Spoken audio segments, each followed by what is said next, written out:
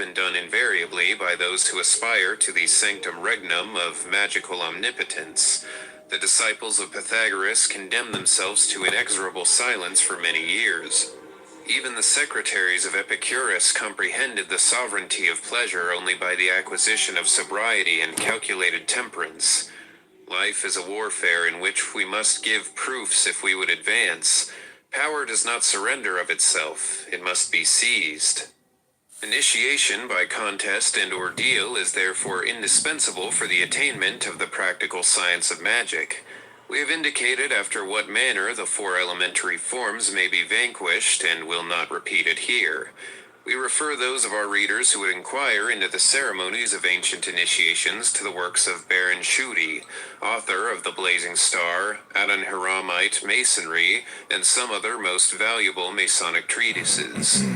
We must insist, however, upon one reflection, namely that the intellectual and social chaos in the midst of which we are perishing has been caused by the neglect of initiation, its ordeals and its mysteries.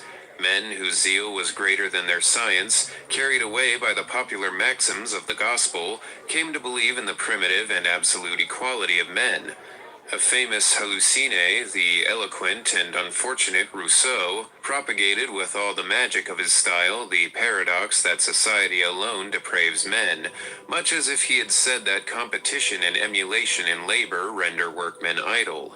The essential law of nature, that of initiation by effort and of voluntary and toilsome progress, has been misconstrued fatally.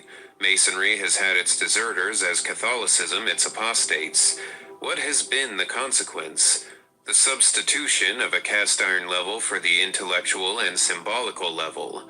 To preach equality to what is beneath without instructing it how to rise upward, is not this condemning us to descend ourselves? And hence we have stooped to the reign of the Carmagnola, the Sansculottes, and Marat.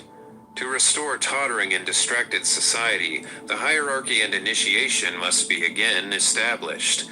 The task is difficult, but the whole intelligent world feels that it is necessary to undertake it. Must we pass through another deluge before succeeding?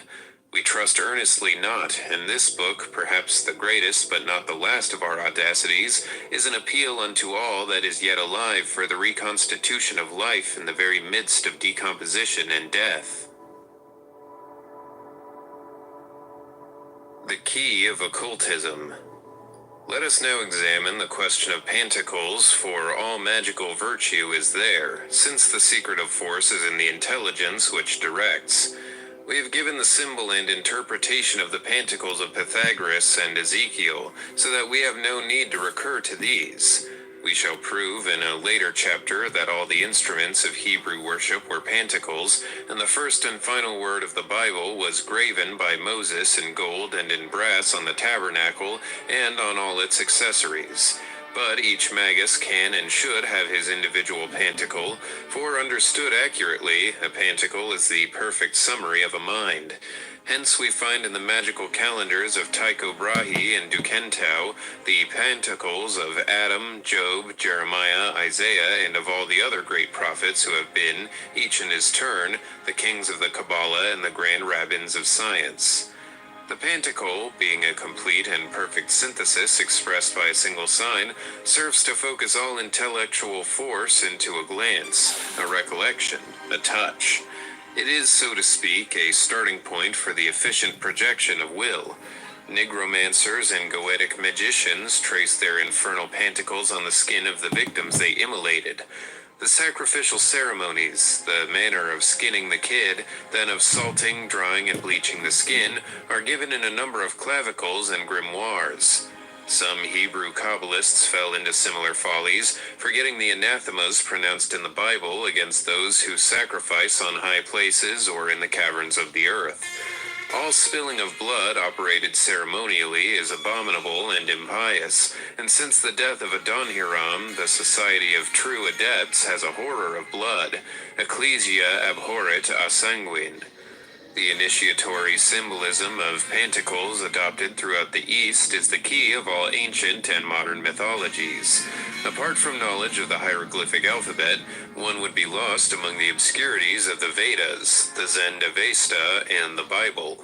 The tree which brings forth good and evil, the source of the four rivers, one of which waters the land of gold, that is, of light, and another flows through Ethiopia, or the kingdom of darkness, the magnetic serpent who seduces the woman, and the woman who seduces the man, thus making known the law of attraction. Subsequently, the cherub or sphinx placed at the gate of the Edenic sanctuary, with the fiery sword of the guardians of the symbol, then regeneration by labor and propagation by sorrow, which is the law of initiations and ordeals. The division of Cain and Abel, which is the same symbol as the strife of Anteros and Eros. The ark borne upon the waters of the deluge like the coffer of Osiris. The black raven which does not return and the white dove which does. A new setting forth of the dogma of antagonism and balance. All these magnificent Kabbalistic allegories of Genesis, which, taken literally and accepted as actual histories, merit even more derision and contempt than Voltaire heaped upon them, become luminous for the initiate, who still hails with enthusiasm and love the perpetuity of true doctrine and the universality of initiation, identical in all sanctuaries of the world. The 5 books of Moses, the prophecy of Ezekiel, and the apocalypse of St. John are the 3 Kabbalistic keys of the whole biblical edifice. The sphinxes of Ezekiel are identical with those of the sanctuary, and the ark being a fourfold reproduction of the Egyptian tetrad. The wheels revolving in one another are the harmonious spheres of Pythagoras. The new temple, the plan of which is given according to exact Kabbalistic measures, is the type of the labors of primitive masonry. St. John in his Apocalypse reproduces the same images in the same numbers, and reconstructs the Edenic world ideally in the New Jerusalem. But at the source of the 4 rivers, the solar lamb replaces the mysterious tree. Initiation by toil and blood has been accomplished, and there is no more temple because the light of truth is diffused universally, and the world has become the temple of justice. This splendid final vision of the Holy Scriptures, this divine utopia which the Church has referred with good reason for its realization to a better life, has been the pitfall of all ancient arch-heretics and of many modern idealists. The simultaneous emancipation and absolute equality of all men involve the arrest of progress and consequently of life. In a world where all are equal, there could no longer be infants or the aged. Birth and death could not be therefore admitted. This is sufficient to demonstrate that the New Jerusalem is no more of this world than the primeval paradise, wherein there was no knowledge of good or evil, of liberty, of generation, or of death. The cycle of our religious symbolism begins and ends, therefore, in eternity.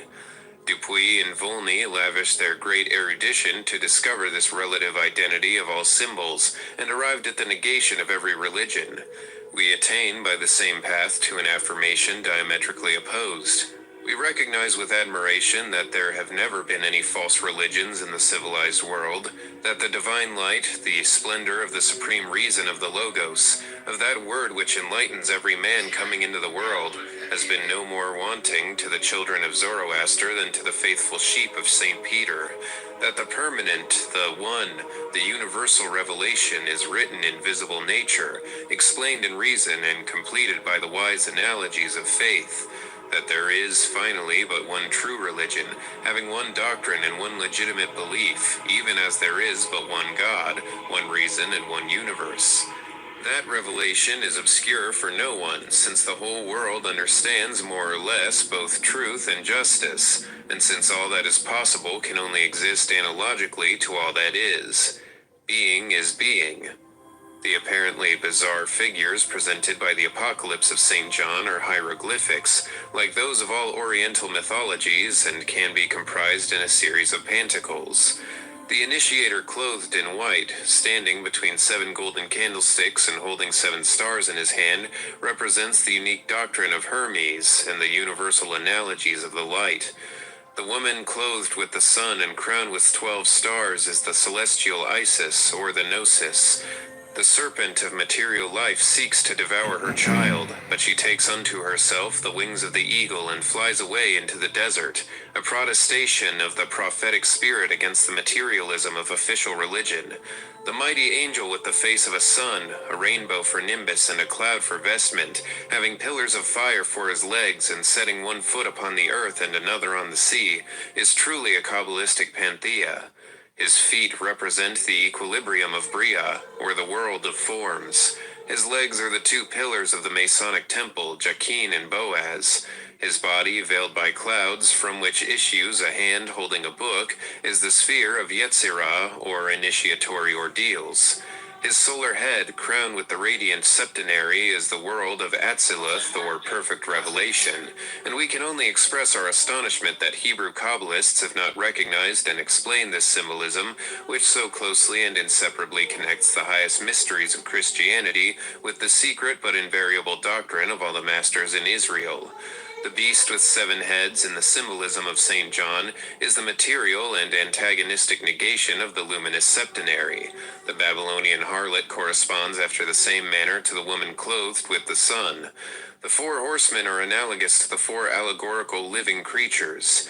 The 7 angels with their 7 trumpets, 7 cups, and 7 swords characterize the absolute of the struggle of good against evil by speech, by religious association, and by force. Thus are the 7 seals of the occult book opened successively, and universal initiation is accomplished. The commentators who have sought anything else in this book of the transcendent Kabbalah have lost their time and their trouble only to render themselves ridiculous. To discover Napoleon in the angel Apollyon, Luther in the star which falls from heaven, Voltaire or Rousseau in the grasshoppers armed like warriors, is merely high fantasy.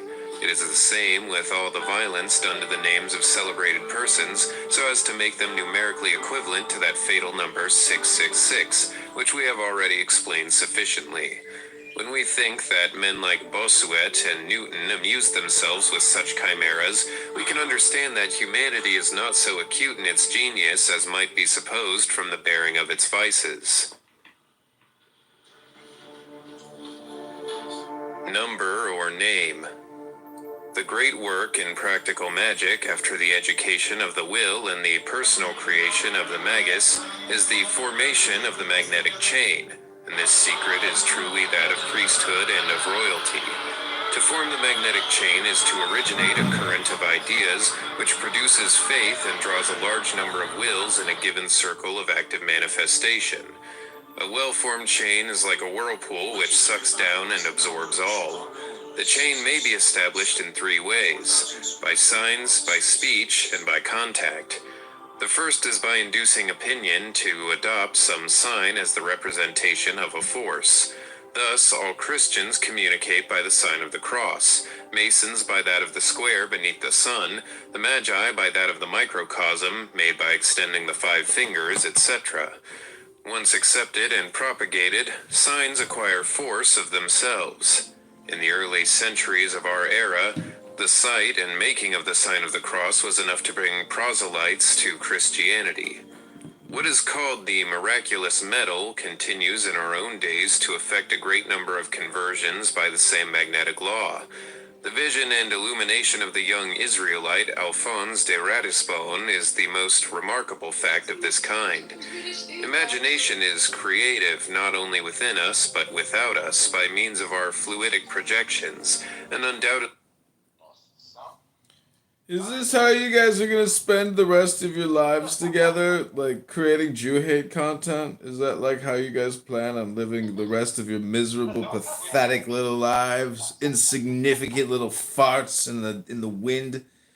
A whole world of eternity and joy, and you vile, despicable little reptiles go squirming around in the mud. Filthy little unevolved human creatures. Hannibal directive coming out your asshole, you little faggots and losers. You make me sick. Hope you all fucking die tonight in a car accident. You vile, disgusting little rats. You're not wrong. You're not wrong. Bloody English people coming over here with their stupid ass, like, damn it. Oh, fuck off. Fuck off. Fuck off. Fuck off.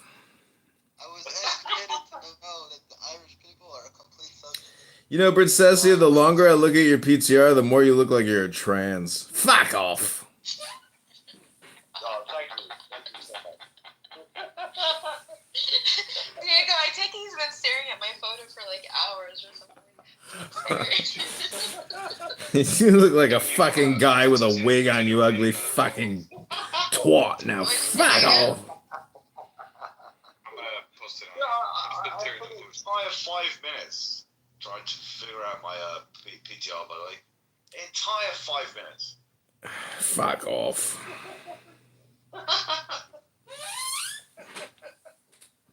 God, I mean, at this point, like, let's just all agree, like, Johnny! Johnny, please, Johnny! Please stop talking, Johnny!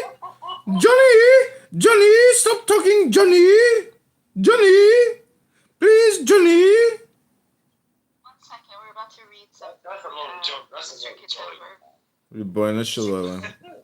Princessia, you look like you got beard stubble or something. God, I never really looked at your picture before, but you look like a guy. You got a prominent chin jawline. Like, damn, you look like a man. Wow. Okay, the Well, thing it's I all- like her, like, strong. Stuff goes on with The being a man. problem with her is she looks like a caveman with those eyebrows. She does, right? Those are, I mean, you're a hairy woman. That means bitch. Yeah. It'll balance out Diego's male pattern baldness. Valerie. You know, Diego's losing his hair.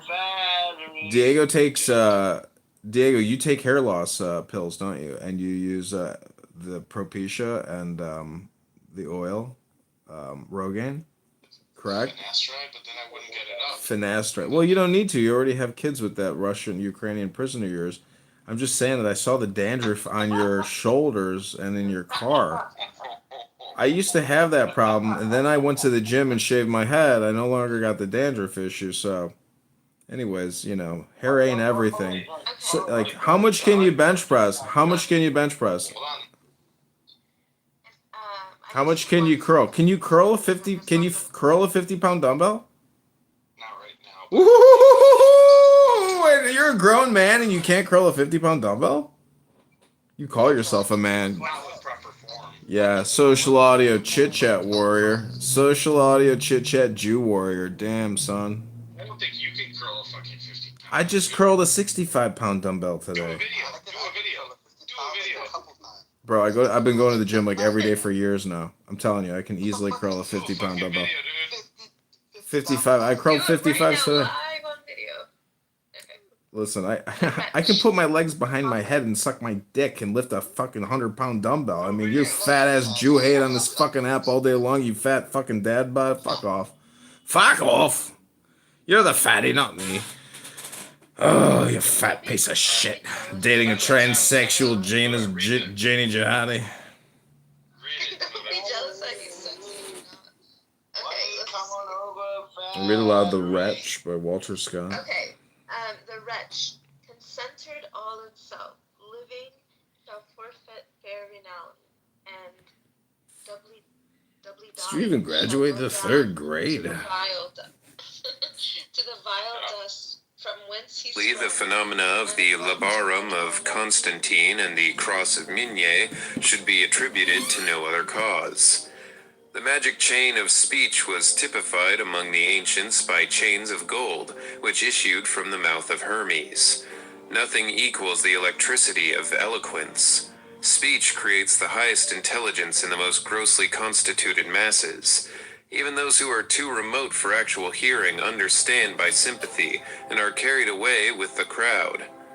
Peter the Hermit convulsed Europe by his cry of "God wills it." A single word of the emperor electrified his army and made France invincible. Proudhon destroyed socialism by his celebrated paradox, "Property is robbery." A current saying is sufficient on occasion to demolish a reigning power. Voltaire knew this well, he who shook the world by sarcasms. So also he who feared neither pope nor king, neither parliament nor Bastille, was afraid of a pun. We are on the verge of fulfilling the intentions of that man whose sayings we repeat. The third method of establishing the magic chain is by contact. Between persons who meet frequently, the head of the current soon manifests, and the strongest will is not slow to absorb the others. The direct and positive grasp of hand by hand completes the harmony of dispositions, and it is for this reason a mark of sympathy and intimacy. Children who are guided instinctively by nature form the magic chain by playing at base or rounds. Then gaiety spreads, and then laughter rings. Circular tables are more favorable to convivial meetings than those of any other shape. The great circular dance of the Sabbath, which concluded the mysterious assemblies of adepts in the Middle Ages, was a magic chain. It joined all in the same intentions and the same acts. It was formed by standing back to back and linking hands, the face outside the circle, in imitation of those antique sacred dances, representations of which are still found on the sculptures of old temples. The electric furs of the lynx, panther, and even domestic cat were stitched to garments in imitation of the ancient bacchanalia. Hence comes the tradition that the Sabbath miscreants each wore a cat hung from the girdle, that they danced in this guise. The phenomena of tilting and talking tables have been fortuitous exhibitions of fluidic communication by means of the circular chain. Mystification combined with it afterwards, and even educated and intelligent persons were so infatuated with the novelty that they hoaxed themselves and became the dupes of their own absurdity. The oracles of the tables were answers more or less voluntarily suggested or extracted by chance. They resembled the conversations which we hold or hear in dreams. Other and stranger phenomena may have been exteriorized products of imaginations at work in common. We, however, by no means deny the possible intervention of elementary spirits in these occurrences, as in those of divination by cards or by dreams, but we do not believe that it has been in any sense proven, and we are therefore in no way obliged to admit it. One of the most extraordinary powers of human imagination is the fulfillment of the desires of the will, or even of its apprehensions and fears. We believe easily anything that we fear or desire, says a proverb, and it is true because desire and fear impart to imagination a realizing power, the effects of which are incalculable. How is one attacked, for example, by a disease about which one feels nervous? We have cited already the opinions of Paracelsus on this point, and have established in our doctrinal part certain occult laws confirmed by experience, but in magnetic currents and by mediation of the chain, the realizations are all the more strange because almost invariably unexpected, at least when the chain has not been formed by an intelligent, sympathetic, and powerful leader. In fact, they are the result of purely blind and fortuitous combinations. The vulgar fear of superstitious guests when they find themselves 13 at table, and their conviction that some misfortune threatens the youngest and weakest among them is, like most superstitions, a remnant of magical science. The duodenary, being a complete and cyclic number in the universal analogies of nature, invariably attracts and absorbs the 13th, which is regarded as a sinister and superfluous number. If the grindstone of a mill be represented by the number 12, then 13 is that of the grain which is to be ground. On kindred considerations, the ancients established the distinctions between lucky and unlucky numbers, whence came the observance of days of good or evil augury. It is over such matters above all that imagination is creative, so that both days and numbers seldom fail to be propitious or otherwise to those who believe in their influence. Consequently, Christianity was right in proscribing the divinatory sciences, for in thus diminishing the number of blind chances it gave further scope and empire to liberty. Printing is an admirable instrument for the formation of the magic chain by the extension of speech. No book is lost. As a fact, writings go invariably precisely where they should go, and the aspirations of thought attract speech. We have proved this 100 times in the course of our magical initiation. The rarest books have offered themselves without seeking as soon as they became indispensable. Thus have we recovered intact that universal science which so many learned persons have regarded as engulfed by a number of successive cataclysms. Thus have we entered the great magical chain which began with Hermes or Enoch and will end only with the world. Thus have we been able to evoke and come face to face with the spirits of Apollonius, Plotinus, Synesius, Paracelsus, Cardanus, Cornelius Agrippa, and others less or more known, but too religiously celebrated to make it possible for them to be named lightly. We continue their great work, which others will take up after us, but unto whom shall it be given to complete it? The Great Work. To be ever rich, to be always young and to die never, such from all time has been the dream of alchemists. To change lead, mercury, and the other metals into gold, to possess the universal medicine and the elixir of life. Such is the problem which must be solved to accomplish this desire and to realize this dream. Like all magical mysteries, the secrets of the Great Work have a triple meaning. They are religious, philosophical, and natural. Philosophical gold in religion is the absolute and supreme reason. In philosophy it is truth. In visible nature it is the sun.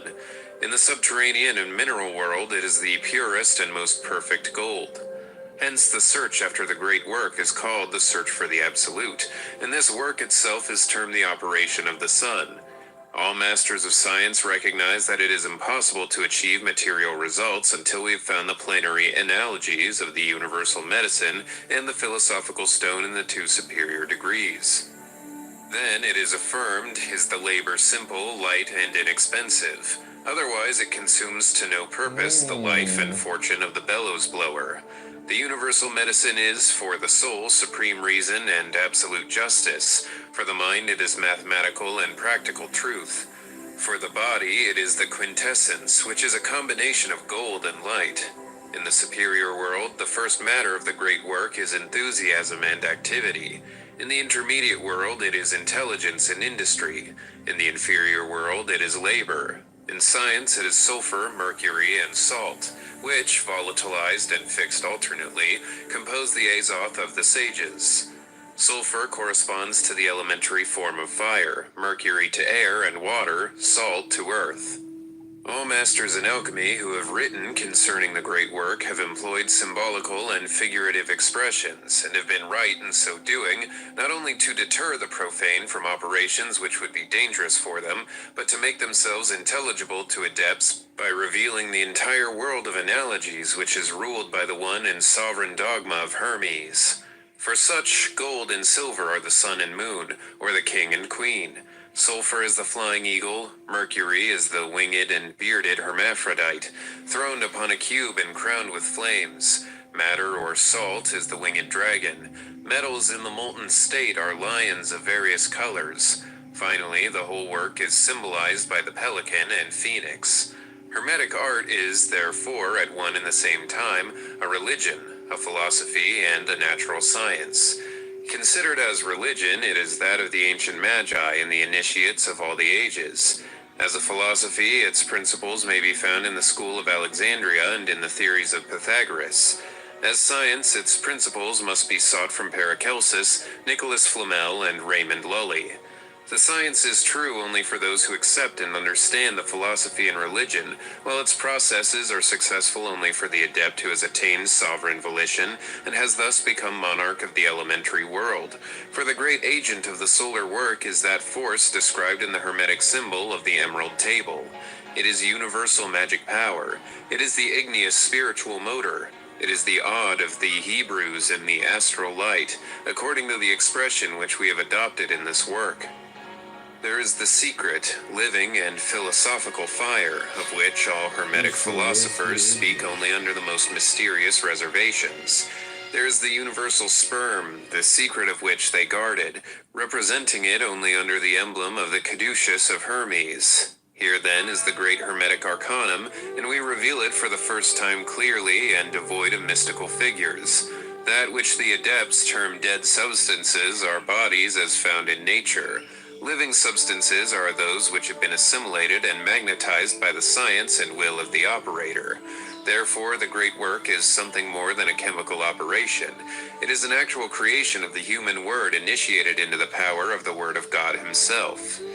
This Hebrew text, which we transcribe in proof of the authenticity and reality of our discovery, is derived from the rabbinical Jew Abraham, the master of Nicholas Flamel, and it is found in his occult commentary on the Sefer Yetzirah, the sacred book of the Kabbalah. This commentary is extremely rare, but the sympathetic potencies of our chain led us to the discovery of a copy which has been preserved since the year 1643 in the Protestant church at Rouen. On its first page there is written Ex Dono, then an illegible name followed by De Magni. The creation of gold in the great work takes place by transmutation and multiplication. Raymond Lully states that in order to make gold, we must have gold and mercury, while in order to make silver, we must have silver and mercury. Then he adds, by mercury I understand that mineral spirit which is so refined and purified that it gilds the seed of gold and silvers the seed of silver. Doubtless he is here speaking of Od or astral light. Salt and sulfur are serviceable in the work only for the preparation of mercury. It is with mercury above all that the magnetic agent must be assimilated and as if incorporated. Paracelsus, Raymond Lully, and Nicholas Flamel seem alone to have understood this mystery perfectly. Basil Valentine and Trevisan indicated after an incomplete manner, which might be capable of another interpretation. But the most curious things which we have found on this subject are indicated by the mystical figures and magical legends in a book of Henry Coenrath, entitled Amphitheatrum Sapientiae Aeternae. Coenrath represents and resumes the most learned Gnostic schools, and connects in symbology with the mysticism of Synesius. He affects Christianity in expressions and in signs, but it is easy to see that his Christ is the Abraxas, the luminous pentagram radiating on the astronomical cross, the incarnation in humanity of the sovereign Son celebrated by the Emperor Julian. It is the luminous and living manifestation of that Ruach Elohim which, according to Moses, brooded and worked upon the bosom of the waters at the birth of the world. It is the man-son, the monarch of light, the supreme magus, the master and conqueror of the serpent. And in the fourfold legend of the evangelists, Coenrath finds the allegorical key of the great work. One of the pantacles of his magical book represents the philosophical stone erected in the middle of a fortress surrounded by a wall, in which there are 20 impracticable gates. One alone conducts to the sanctuary of the great work. Above the stone there is a triangle placed upon a winged dragon, and on the stone is graven the name of Christ, qualified as the symbolical image of all nature. It is by him alone, he adds, that thou canst obtain the universal medicine for men, animals, vegetables, and minerals. The winged dragon, dominated by the triangle, represents therefore the Christ of Coenrath, that is, the sovereign intelligence of light and life. It is the secret of the pentagram. It is the highest dogmatic and practical mystery of traditional magic. Thence unto the grand and ever incommunicable maxim there is only one step. The Kabbalistic figures of Abraham the Jew, which imparted to Flamel the first desire for knowledge, are no other than the 22 keys of the tarot, imitated and resumed elsewhere in the 12 keys of Basil Valentine. There the sun and moon reappear under the figures of emperor and empress. Mercury is the juggler, the great Hierophant is the adept or abstractor of the quintessence. Death, judgment, love, the dragon or devil, the hermit or lame elder, and finally all the remaining symbols are to be found with their chief attributes, almost in the same order. It could have been scarcely otherwise, since the tarot is the primeval book and the keystone of the occult sciences. It must be hermetic because it is Kabbalistic, magical, and theosophical. So also we find, by combining its 12th and 22nd keys superposed one upon the other, the hieroglyphic revelation of the solution of the grand work and its mysteries. The 12th key represents a man hanging by 1 foot from a gibbet composed of 3 trees or posts, forming the Hebrew letter H. The man's arms and head constitute a triangle, and his entire hieroglyphical shape is that of a reversed triangle surmounted by a cross, an alchemical symbol known to all adepts and representing the accomplishment of the great work. The 22nd key, which bears the number 21 because the fool which precedes it carries no numeral, represents a youthful female divinity, veiled slightly and running in the flowering circle, supported at 4 corners by the 4 beasts of the Kabbalah. In the Italian tarot, this divinity has a rod in either hand, In the Beisunkan tarot, the two wands are in one hand, while the other is placed upon her thigh, both equally remarkable symbols of magnetic action, either alternate in its polarization or simultaneous by opposition and transmission. The great work of Hermes is therefore an essentially magical operation and the highest of all, for it supposes the absolute in science and volition. There is light in gold, gold in light, and light in all things. The intelligent will, which assimilates the light, directs in this manner the operations of substantial form, and uses chemistry solely as a secondary instrument. The influence of human will and intelligence upon the operations of nature, dependent in part on its labor, is otherwise a fact so real that all serious alchemists have succeeded in proportion to their knowledge and their faith, and have reproduced their thought in the phenomena of the fusion, salification, and recomposition of metals. Agrippa, who was a man of immense erudition and fine genius, but pure philosopher and skeptic, could not transcend the limits of metallic analysis and synthesis. Attila, a confused, obscure, fantastic, but persevering Kabbalist, reproduced in alchemy the eccentricities of his misconstrued and mutilated tarot. Metals in his crucibles assumed extraordinary forms which excited the curiosity of all Paris, with no greater profit to the operator than the fees which were paid by his visitors. An obscure bellows blower of our own time who died mad, poor Louis Cambriel, really cured his neighbors, and by the evidence of all his parish brought back to life a smith who was his friend. For him, the metallic work took the most inconceivable and apparently illogical forms.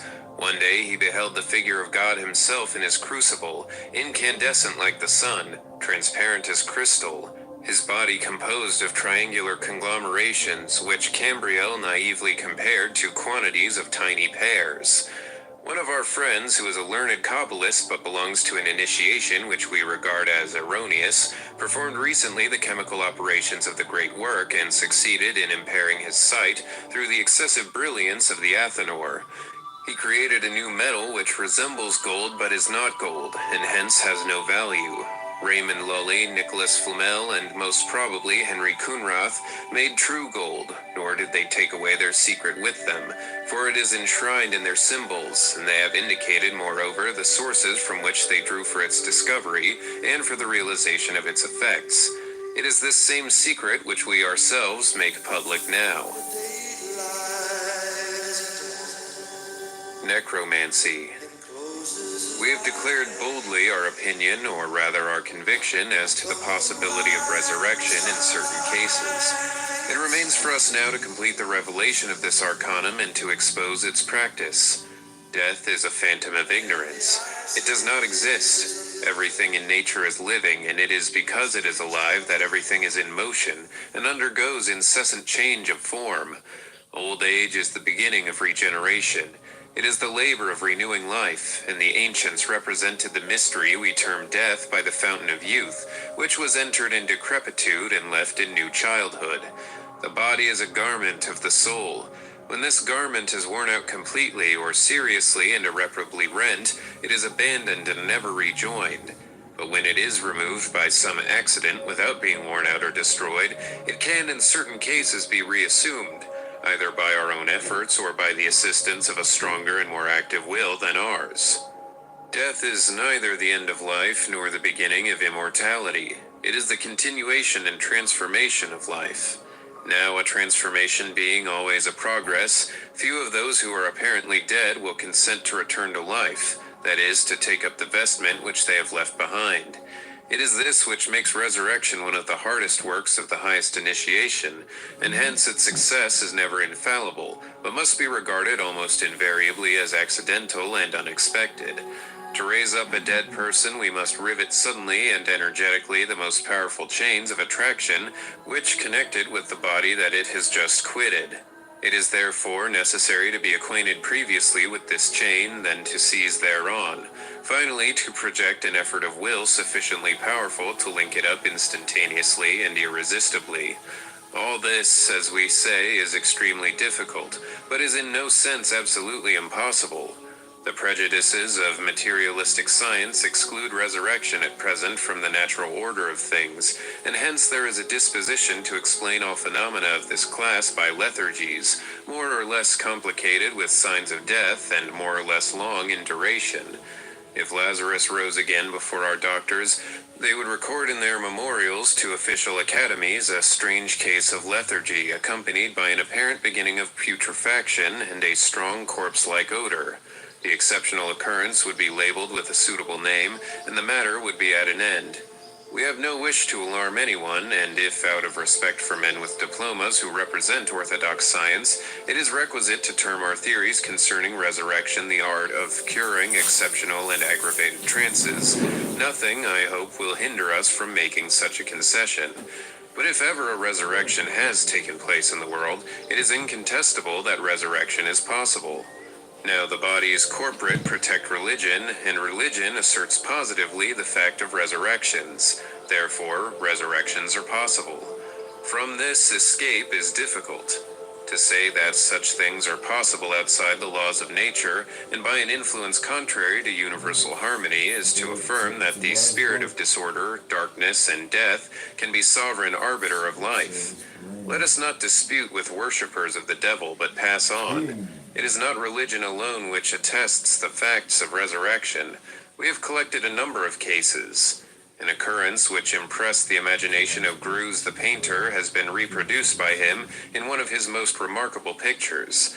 An unworthy son, present at his father's deathbed, seizes and destroys a will unfavorable to himself. The father rallies, leaps up, curses his son, and then drops back dead a second time.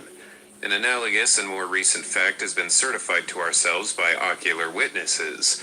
A friend, betraying the confidence of one who had just died, tore up a trust deed he had signed, whereupon the dead person rose up and lived to defend the rights of his chosen heirs, which this false friend sought to set aside. The guilty person went mad, and the risen man compassionately allowed him a pension. When the Savior raised up the daughter of Jairus, he was alone with 3 faithful and favored disciples. He dismissed the noisy mourners, saying, "The girl is not dead, but sleeping." Then, in the presence only of the Father, Mother, and the 3 disciples, that is to say, in a perfect circle of confidence and desire, he took the child's hand, drew her suddenly up, and cried to her, "Young girl, I say to thee, arise."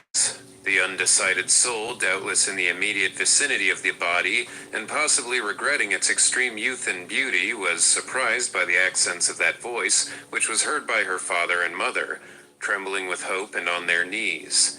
It returned into the body, the maiden opened her eyes, rose up, and the master commanded immediately that food should be given her, so that the functions of life might begin a new cycle of absorption and regeneration. The history of Eliseus raising up the daughter of the Shunammite, and of St. Paul raising Eutychus are facts of the same order. The resurrection of Dorcas by St. Peter, narrated so simply in the Acts of the Apostles, is also a history the truth of which it is difficult to dispute with reason.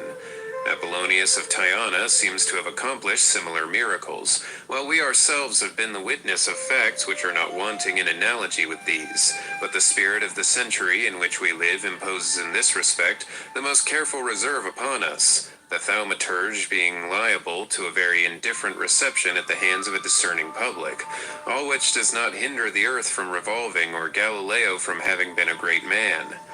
The resurrection of a dead person is the masterpiece of magnetism, because it needs for its accomplishment the exercise of a kind of sympathetic omnipotence. It is possible in the case of death by congestion, by suffocation, by exhaustion, or by hysteria. Eutychus, who was resuscitated by St. Paul after falling from a 3rd story, had doubtless suffered no serious internal injuries, but had succumbed to asphyxia, occasioned by the rush of air during his fall, or alternatively to violent shock and terror.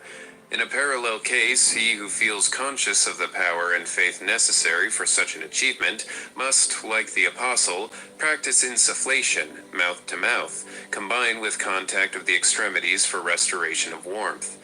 Were it simply a matter of what the ignorant call miracle, Elias and St. Paul, who made use of the same procedure, would have spoken in the name of Jehovah or of Christ. It is enough sometimes to take the person by the hand and raise them quickly, summoning them in a loud voice. This procedure, which succeeds frequently in swoons, may even have effect upon the dead, when the magnetizer who exercises it is endowed with powerfully sympathetic speech and possesses what may be called eloquence of tone. He must be also tenderly loved or greatly respected by the person on whom he would operate, and he must perform the work with a great burst of faith and will, which we do not always find ourselves to possess in the first shock of a great sorrow. What is vulgarly called necromancy has nothing in common with resurrection, and it is at least highly doubtful whether in operations connected with this application of magical power, we really come into correspondence with the souls of the dead whom we evoke. There are two kinds of necromancy, that of light and that of darkness. The evocation by prayer, pentacle, and perfumes, and the evocation by blood, imprecations, and sacrilege. We have practiced only the first, and advise no one to devote themselves to the second. It is certain that the images of the dead do appear to the magnetized persons who evoke them. It is certain also that they never reveal any mysteries of the life beyond. They are beheld as they still exist in the memories of those who knew them, and doubtless as their reflections have left them impressed on the astral light.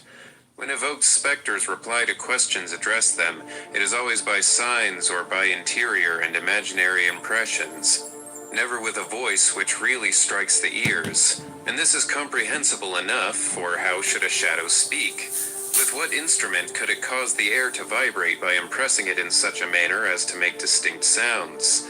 At the same time, electrical contacts are experienced from apparitions and sometimes appear to be produced by the hand of a phantom, but the phenomena is wholly subjective, is occasioned solely by the power of imagination and the local wealth of that occult force which we term the astral light. The proof of this is that spirits, or at least the specters pretended to be such, may indeed touch us occasionally, but we cannot touch them. And this is one of the most frightening characteristics of these apparitions, which are at times so real in appearance that we cannot unmoved feel the hand pass through that which seems a body, and yet make contact with nothing.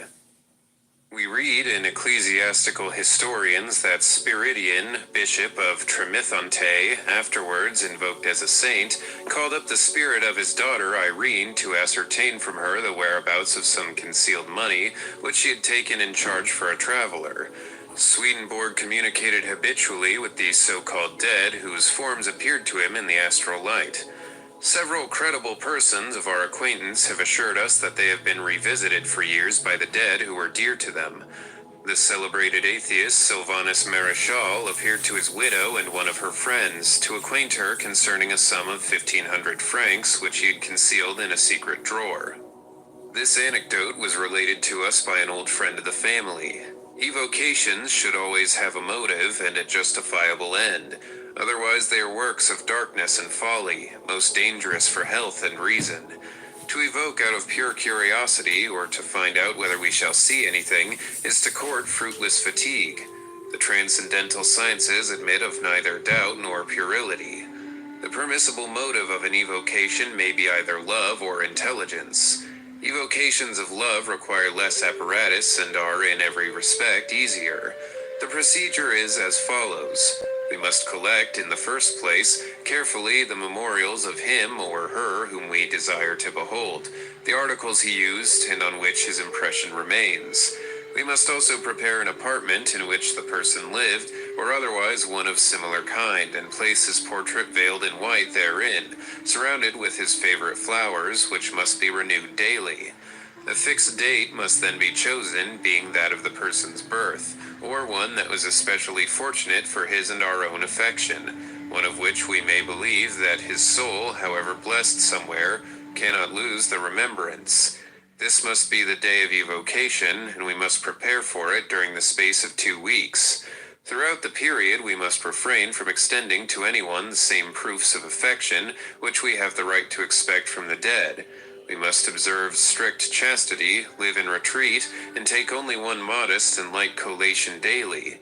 Every evening at the same hour we must shut ourselves in the chamber consecrated to the memory of the lamented person, using only one small light, such as that of a funeral lamp or taper. This light should be placed behind us, the portrait should be uncovered, and we should remain before it for an hour in silence. Finally, we should fumigate the apartment with a little good incense and go out backwards. On the morning of the day fixed for the evocation, we should adorn ourselves as if for a festival, not salute anyone first, make but a single repast of bread, wine, and roots or fruits. The cloth should be white, 2 covers should be laid, and 1 portion of the broken bread should be set aside. A little wine should be placed also in the glass of the person whom we design to invoke. The meal must be eaten alone in the chamber of evocations, and in presence of the veiled portrait it must be all cleared away at the end, except the glass belonging to the dead person and his portion of bread, which must be set before the portrait. In the evening, at the hour for the regular visit, we must repair in silence to the chamber, light a clear fire of cypress wood, and cast incense 7 times thereon, pronouncing the name of the person whom we desire to behold. The lamp must then be extinguished and the fire permitted to die out. On this day the portrait must not be unveiled. When the flame dies down, put more incense on the ashes and invoke God according to the forms of that religion to which the dead person belonged, and according to the ideas which he himself possessed of God. While making this prayer, we must identify ourselves with the evoked person, speak as he spoke, believe in a sense as he believed. Then, after a silence of 15 minutes, we must speak to him as if he were present, with affection and with faith, praying him to appear before us. Renew this prayer mentally, covering the face with both hands. Then call him thrice with a loud voice, remain kneeling, the eyes closed or covered for some minutes, and then call again thrice upon him in a sweet and affectionate tone, and slowly open the eyes. Should nothing result, the same experiment must be renewed in the following year, and if necessary a 3rd time when it is certain that the desired apparition will be obtained, and the longer it has been delayed, the more realistic and striking it will be. Evocations of knowledge and intelligence are performed with more solemn ceremonies. If concerned with a celebrated personage, we must meditate for 21 days upon his life and writings, form an idea of his appearance, converse with him mentally, and imagine his answers. We must carry his portrait, or at least his name, about us, following a vegetarian diet for 21 days, and a severe fast during the last 7. We must next construct the magical oratory described in the 13th chapter of our doctrine, and see that all light is excluded therefrom. If, however, the proposed operation is to take place in the daytime, we may leave a narrow aperture on the side where the sun will shine at the hour of evocation, place a triangular prism before this opening, and a crystal globe filled with water facing the prism.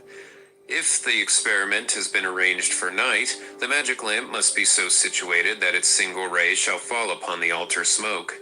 The purpose of these preparations is to furnish the magic agents with elements of corporeal appearance, and to ease as much as possible the tension of imagination, which could not be exalted without danger into the absolute illusion of dream. For the rest, it will be understood easily that a beam of sunlight or the ray of a lamp colored variously and falling upon curling and irregular smoke can in no way create a perfect image. The chafing dish containing the sacred fire should be in the center of the oratory and the altar of perfumes hard by. The operator must turn towards the east to pray and the west to invoke. He must be either alone or assisted by 2 persons preserving the strictest silence. He must wear the magical vestments, which we have described in the 7th chapter, and must be crowned with vervain and gold. He should bathe before the operation, and all his undergarments must be of the most intact and scrupulous cleanliness. The ceremony should begin with a prayer suited to the genius of the spirit about to be invoked, and one which would be approved by himself if he still lived. For example, it would be impossible to evoke Voltaire by reciting prayers in the style of Saint Bridget. For the great men of antiquity, we may use the hymns of Cleanthes or Orpheus, with the oath terminating the golden verses of Pythagoras. In our evocation of Apollonius, we use the magical philosophy of Patricius for the ritual, containing the doctrines of Zoroaster and the writings of Hermes Trismegistus. We recited the Noctemeron of Apollonius in Greek with a loud voice and added a conjuration beginning, "Let the Father of all be counselor and thrice great Hermes guide." For the evocation of spirits belonging to religions issued from Judaism, the following Kabbalistic invocation of Solomon should be used, either in Hebrew or in any other tongue with which the spirit in question is known to have been familiar. Powers of the kingdom, be ye under my left foot and in my right hand. Glory and eternity, take me by the two shoulders and direct me in the paths of victory. Mercy and justice, be ye the equilibrium and splendor of my life. Intelligence and wisdom, crown me. Spirits of Malkuth, lead me betwixt the two pillars upon which rests the whole edifice of the temple. Angels of Netzah and Hod, strengthen me upon the cubic stone of Jesod. O Gedulael, O Geburael, O Tifereth, Binael, be thou my love. Ruach Chochmael, be thou my light. Be that which thou art, and thou shalt be, O Cathariel. Iskim, assist me in the name of Sada. Cherubim, be my strength in the name of Adonai. Beni Elohim, be my brethren in the name of the Son, and by the powers of Zebaoth. Eldayim, do battle for me in the name of Tetragrammaton. Malachim, protect me in the name of Jod-He-Vau-He. Seraphim, cleanse my love in the name of Elvo. Hazmalim, enlighten me with the splendors of Elo and Shekhinah. Aralim, act. Ophanim, revolve and shine. Hajoth Kadosh, cry, speak, roar, bellow. Kadosh, Kadosh, Kadosh, Sadai, Adonai. Jochava, Iezerie. Hallelujah, hallelujah, hallelujah. Amen. It should be remembered, above all in conjurations, that the names of Satan, Beelzebub, Adramelech, and others do not designate spiritual unities, but legions of impure spirits. Our name is Legion, for we are many, says the spirit of darkness in the gospel. Number constitutes law, and progress takes place inversely in hell as the domain of anarchy. That is to say, the most advanced in satanic development, and consequently the most degraded and the least intelligent and feeblest. Thus, a fatal law drives demons downward when they wish and believe themselves to be ascending. So also those who term themselves chiefs are the most impotent and despised of all. As to the horde of perverse spirits, they tremble before an unknown, invisible, incomprehensible, capricious, implacable chief who never explains his laws, whose arm is ever stretched out to strike those who fail to understand him. They give this phantom the names of Baal, Jupiter, and even others more venerable, which cannot without profanation be pronounced in hell. But this phantom is only the shadow and remnant of God, disfigured by willful perversity and persisting in imagination like a visitation of justice and a remorse of truth. When the evoked spirit of light manifests with sad or irritated countenance, we must offer him a moral sacrifice, that is, be inwardly disposed to renounce whatever offends him, and before leaving the oratory we must dismiss him, saying, "May peace be with thee. I have not wished to trouble thee. Do thou torment me not.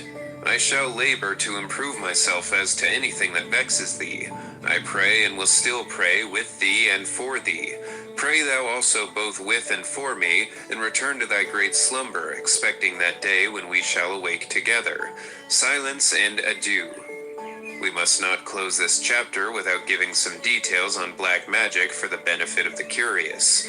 The practices of Thessalian sorcerers and Roman Canidias are described by several ancient authors. In the first place, a pit was dug at the mouth of which they cut the throat of a black sheep. The Psylli and larvae, presumed to be present and swarming round to drink the blood, were driven off with the magic sword. The triple Hecate and the infernal gods were evoked, and the phantom whose apparition was desired was called upon 3 times. In the Middle Ages, necromancers violated tombs, composing philters and unguents with the fat and blood of corpses combined with aconite, belladonna, and poisonous fungi. They boiled and skinned these frightful compounds over fires fed with human bones and crucifixes stolen from churches. They added dust of dried toads and ash of consecrated hosts. They anointed their temples, hands, and breasts with the infernal unguent, traced diabolical panticles, evoked the dead beneath gibbets or in deserted graveyards. Their howlings were heard from afar, and belated travelers imagined that legions of phantoms rose out of the earth. The very trees in their eyes assumed appalling shapes. Fiery orbs gleamed in the thickets. Frogs in the marshes seemed to echo mysterious words of the Sabbath with croaking voices. It was the magnetism of hallucination and the contagion of madness. The end of procedure in black magic was to disturb reason and produce the feverish excitement which emboldens to great crimes. The grimoires once seized and burnt by authority everywhere are certainly not harmless books.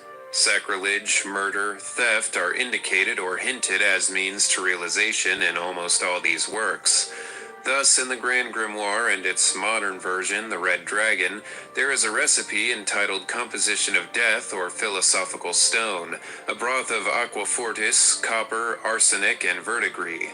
There are also necromantic processes comprising the tearing up of earth from graves with the nails, dragging out bones, placing them crosswise on the breast, and then assisting at midnight mass on Christmas Eve and flying out of the church at the moment of consecration, crying, "Let the dead rise from their tombs." Thereafter, the procedure involves returning to the graveyard, taking a handful of earth nearest to the coffin, running back to the door of the church, which has been alarmed by the clamor, depositing the two bones crosswise, and again shouting, "Let the dead rise from their tombs." If the operator escapes being seized and shut up in a madhouse, he must retire at a slow pace and count 4,500 steps in a straight line, which means following a broad rod or scaling walls. Having traversed this space, he lies down upon the earth, as if in a coffin, and repeats in lugubrious tones, "Let the dead rise from their tombs." Finally, he calls thrice on the person whose apparition is desired. No doubt anyone who's mad enough and wicked enough to abandon himself to such operations is predisposed to all chimeras and all phantoms. Hence, the recipe of the Grand Grimoire is most efficacious, but we advise none of our readers to test it.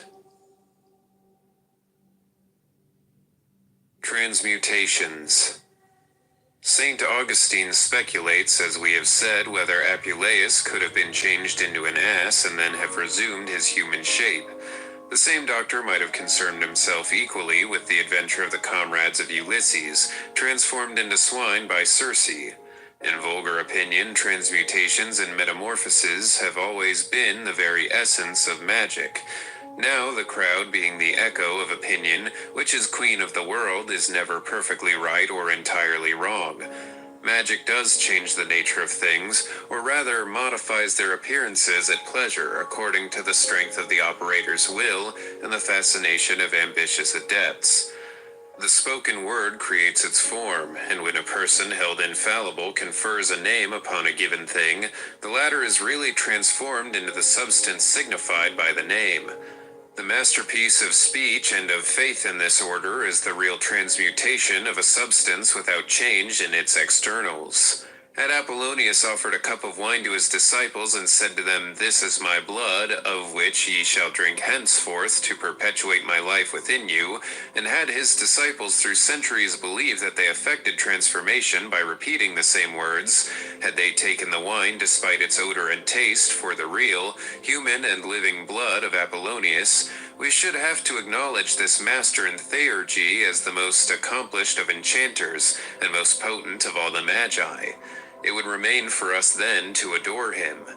Now it is well known that mesmerists impart for their somnambulists any taste that they chose to plain water, and if we assume a magus with sufficient command over the astral fluid to magnetize at the same moment a whole assembly of persons, otherwise prepared for magnetism by extreme super-excitement, we shall be in a position to explain readily, not indeed the gospel miracle of Cana, but works of the same class.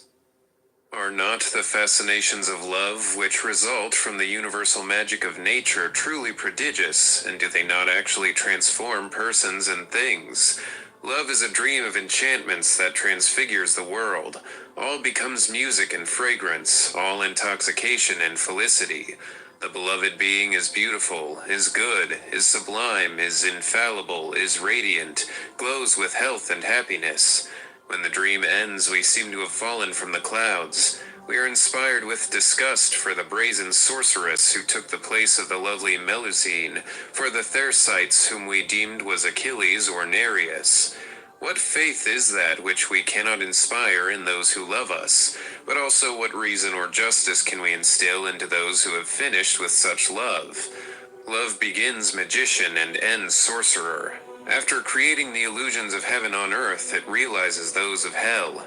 Its hatred is absurd like its ardor, because it is passional, that is, subject to the fatalities of its own influences. For this cause it has been proscribed by sages who declare it the enemy of reason. Are they to be envied or commiserated for thus condemning, doubtless without understanding, the most alluring of miscreants? All that can be said is that when they spoke thus, either they had not yet loved, or else they loved no longer. Things that are external are for us what our word internal makes them. To believe that we are happy is to be happy. Whatsoever we esteem becomes precious in proportion to the estimation itself. This is the sense in which we can say that magic changes the nature of things. The metamorphoses of Ovid are true, but they are allegorical like the golden ass of rare Apuleius. The life of beings is a progressive transformation, and its forms can be determined, renewed, prolonged further, or destroyed sooner.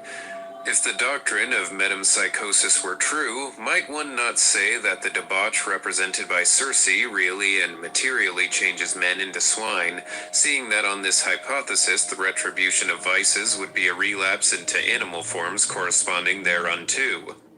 Now, metempsychosis, which has been misinterpreted frequently, has a perfectly true side, for animal forms communicate their sympathetic impressions to the astral body of man, which reacts speedily on his lineaments according to the force of his habits. A man of intelligent and passive mildness assumes the inert physiognomy and ways of a sheep, but in somnambulism it is a sheep that is seen, and not a man with a sheepish countenance, as the ecstatic and learned Swedenborg experienced 1,000 times. In the Kabbalistic book of Daniel the Seer, this mystery is represented by the legend of Nebuchadnezzar changed into a beast, which, after the common fate of magical allegories, has been mistaken for an actual history. In this way, we can really transform men into animals and animals into men. We can metamorphose plants and alter their virtue. We can endow minerals with ideal properties. It is all a question of willing. We can equally render ourselves visible or invisible at will, and this enables us to explain the mysteries of the ring of Gyges. In the first place, let us remove from the mind of our readers all supposition of the absurd. That is, of an effect devoid of cause or contradicting its cause.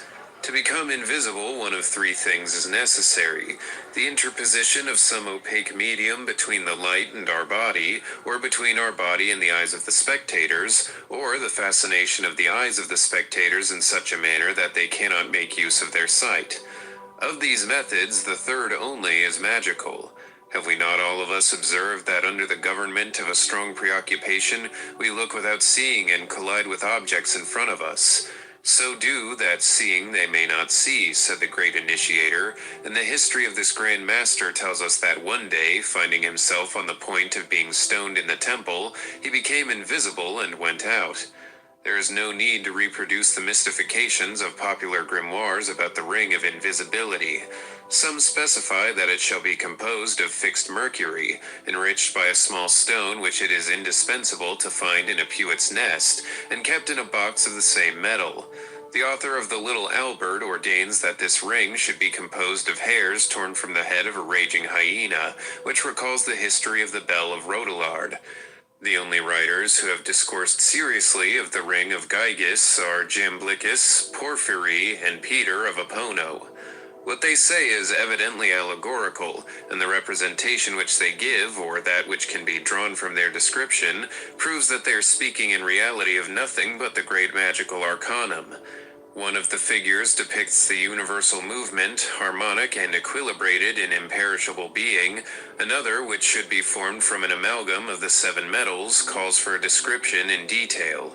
It has a double collet and 2 precious stones, a topaz constellated under the sign of the sun and an emerald under the sign of the moon.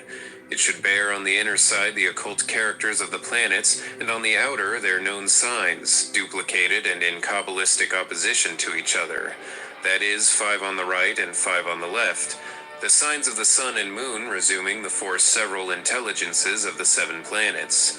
Now this configuration is no other than that of a pentacle signifying all mysteries of magical doctrine, and here is the occult significance of the ring. To exercise omnipotence, of which ocular fascination is one of the most difficult demonstrations to give, we must possess all science and know how to make use of it. Fascination is accomplished by magnetism. The magus inwardly forbids a whole assembly to see him, and it does not see him. In this manner he passes through guarded gates and comes out of prison in the face of his petrified jailers. At such times a strange numbness is experienced, and they recall having seen the magus as if in a dream, but never till after he is gone. The whole secret of invisibility consists, therefore, in a power which is capable of definition, being that of distracting or paralyzing attention, so that light reaches the visual organ without impressing the eye of the soul. To exercise this power, we must possess a will accustomed to sudden and energetic actions, great presence of mind, and skill no less great in causing diversions among the crowd. Let a man, for example, who is being pursued by his intending murderers, dart into a side street, return immediately, and advance with perfect calmness towards his pursuers, or let him mix with them and seem intent on the chase, and he will certainly make himself invisible.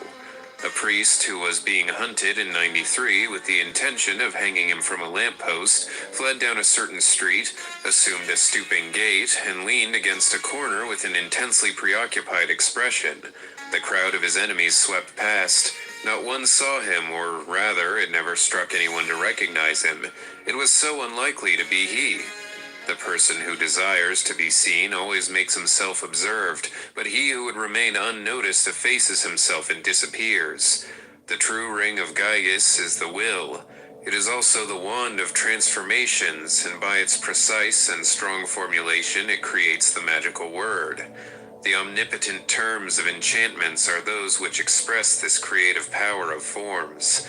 The tetragram, which is the supreme word of magic, signifies, it is that which it shall be, and if we apply it to any transformation whatsoever with full intelligence, it will renew and modify all things, even in the teeth of evidence and common sense.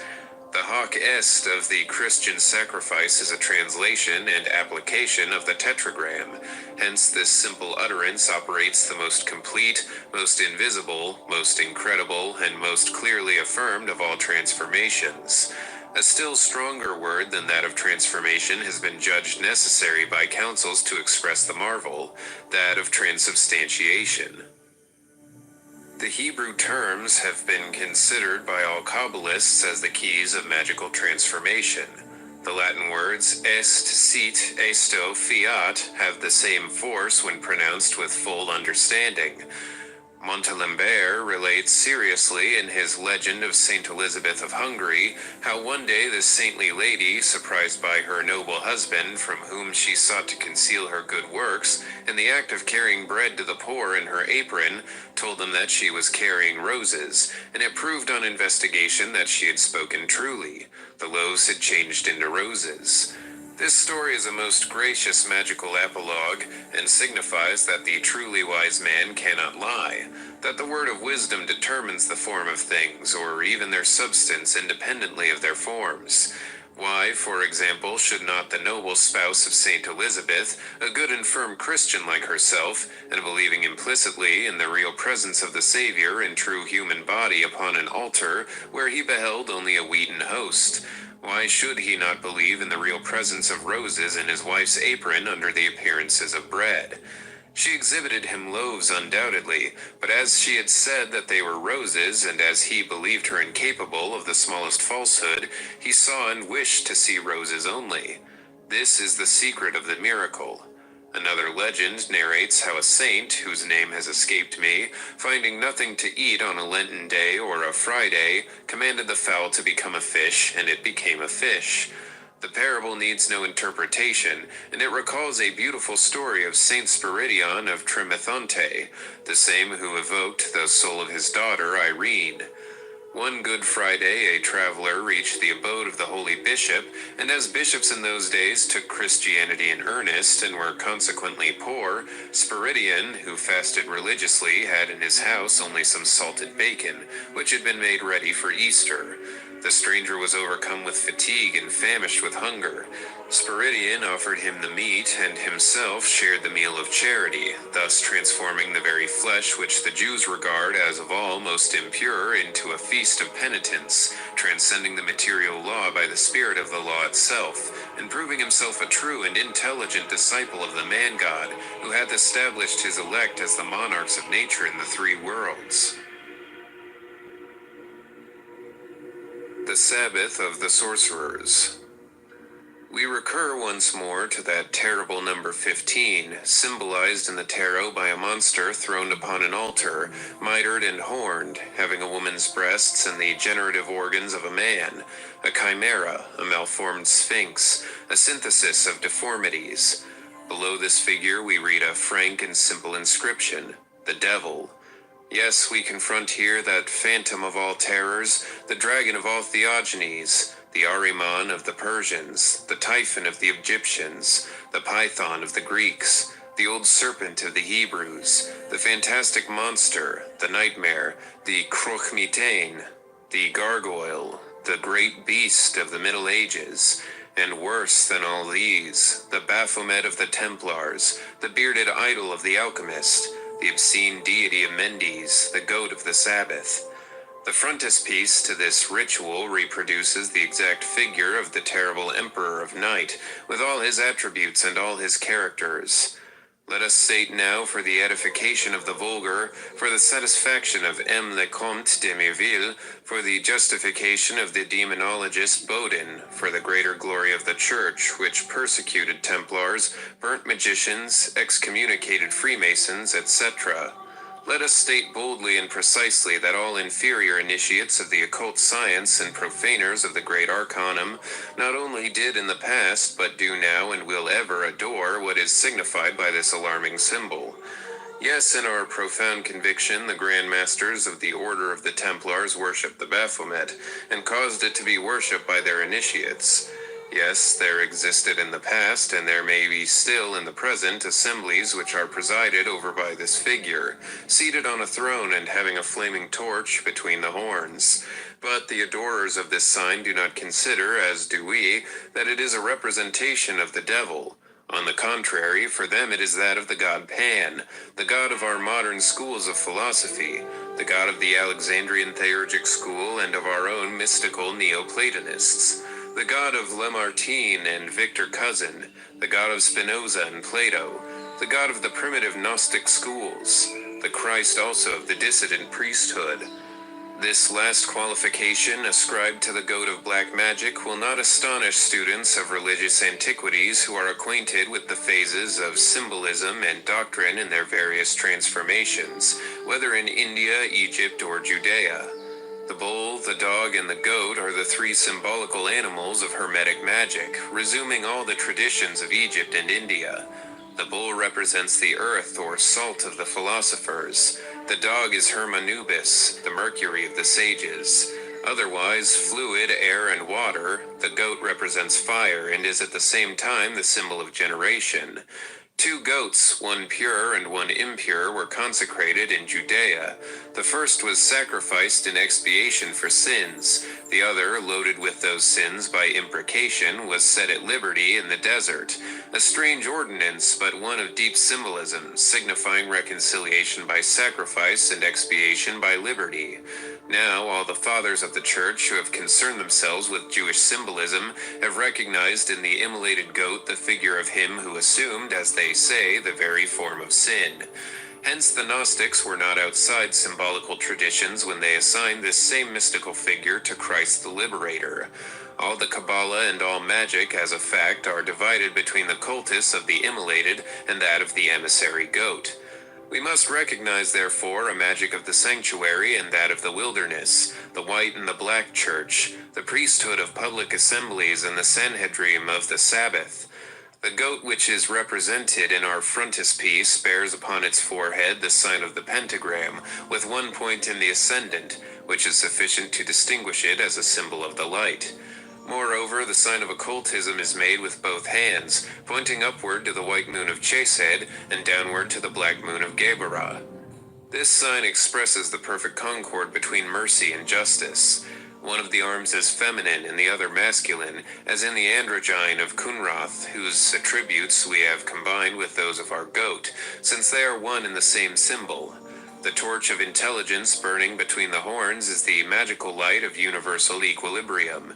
It is also the type of the soul exalted above matter, even while cleaving to matter, as the flame cleaves to the torch. The monstrous head of the animal expresses horror of sin, for which the material agent, alone responsible, must alone and forever bear the penalty, because the soul is impassible in its nature, and can suffer only by materializing. The caduceus, which replaces the generative organ, represents eternal life. The scale-covered belly typifies water. The circle above it is the atmosphere. The feathers still higher up signify the volatile. Lastly, humanity is depicted by the two breasts and the androgyne arms of this sphinx of the occult sciences. Behold the shadows of the infernal sanctuary dissipated. Behold the sphinx of medieval terrors unveiled and cast from his throne. O modo saesidisti, Lucifer. The dread Baphomet henceforth, like all monstrous idols, enigmas of antique science and its dreams, is only an innocent and even pious hieroglyph. How should man adore the beast, since he exercises a sovereign power over it? Let us affirm for the honor of humanity that it has never worshipped dogs and goats any more than lambs or pigeons. In the hieroglyphic orders, why not a goat as much as a lamb?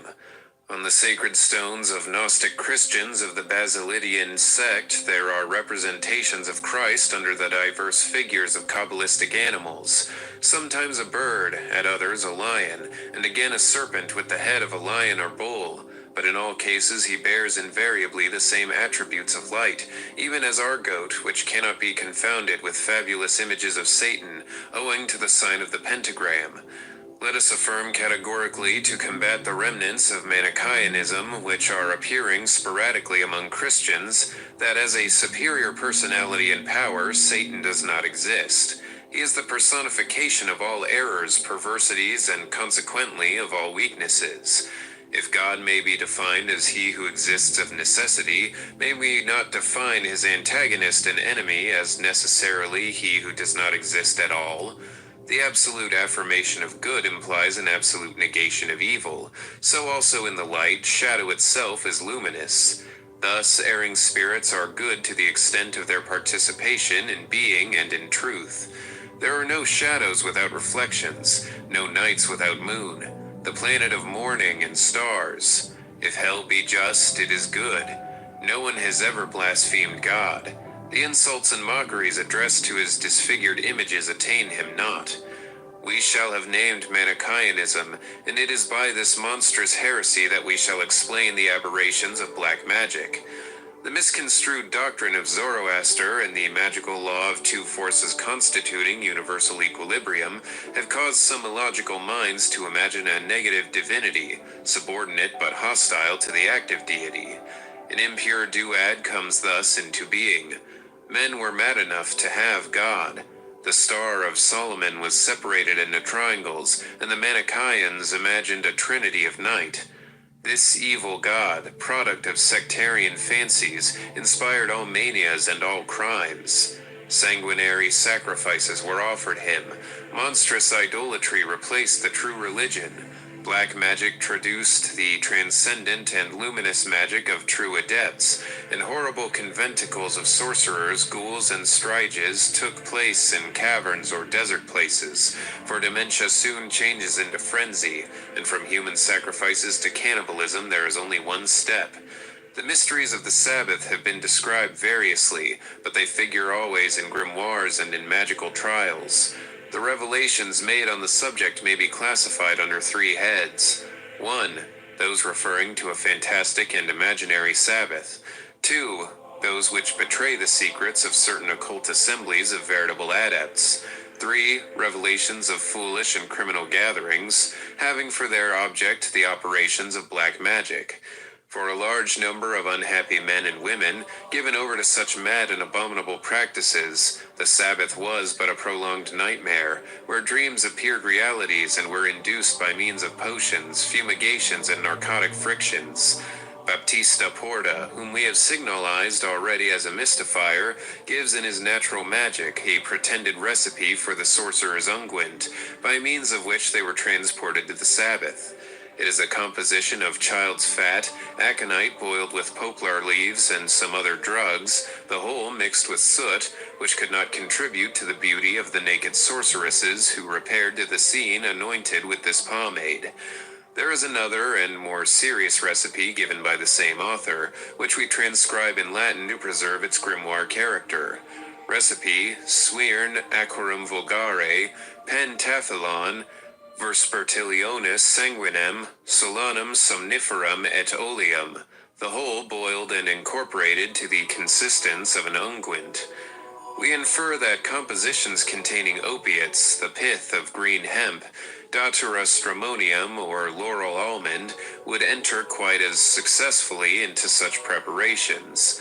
The fat or blood of night birds added to these narcotics with blank magical ceremonies would impress imagination and determine the direction of dreams.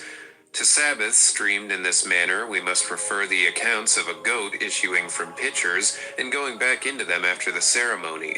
Infernal powders obtained from the orger of this goat, who is called Master Leonard, banquets where abortions are eaten without salt and boiled with serpents and toads, dances in which monstrous animals or men and women with impossible shapes take part, unbridled debauches where incubi project cold sperm. Nightmare alone could produce or explain such scenes. The unfortunate Curé Gaufridi and his abandoned penitent Madeleine de la Palude went mad through kindred delusions, and were burned for persisting in affirming them. We must read the depositions of these diseased beings during their trial to understand the extent of the aberration possible to an afflicted imagination.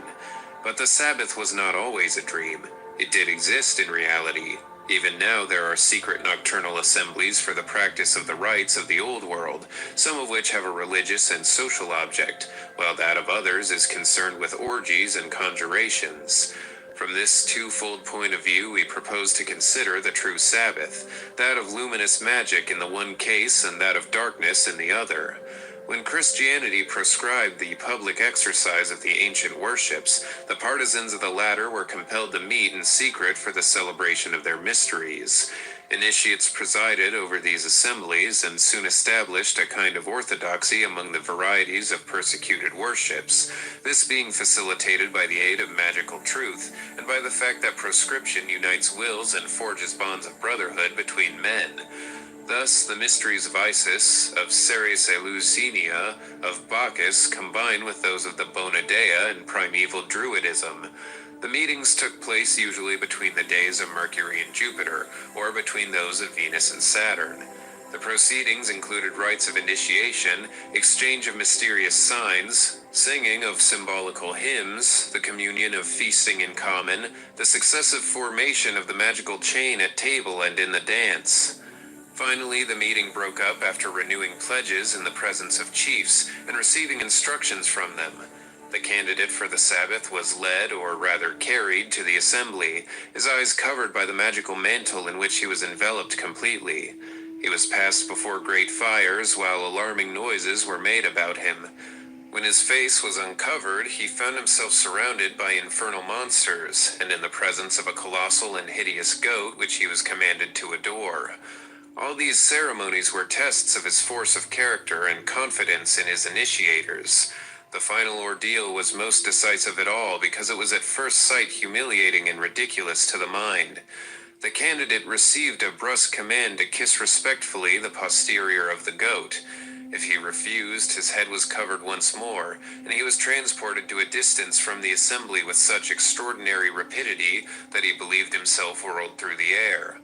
If he agreed, he was taken round the symbolical idol, and there found not a repulsive and obscene object, but the young and gracious countenance of a priestess of Isis or Maya, who gave him a sisterly salute, and he was then admitted to the banquet. As to the orgies which in many such assemblies followed the banquet, we must beware of believing that they were permitted generally at these secret agapae. It is known, however, that a number of Gnostic sects practiced them in their conventicles during the early centuries of Christianity. That the flesh had its Protestants in those ages of asceticism and compression of the senses was inevitable, and can occasion no surprise. But we must not accuse transcendental magic of irregularities which it has never authorized. Isis is chaste in her widowhood. Diana Panthea is a virgin. Hermanubis, possessing both sexes, can satisfy neither. The hermetic hermaphrodite is pure. Apollonius of Tyana never yielded to the seductions of pleasure. The Emperor Julian was a man of rigid continence. Plotinus of Alexandria was ascetic in the manner of his life.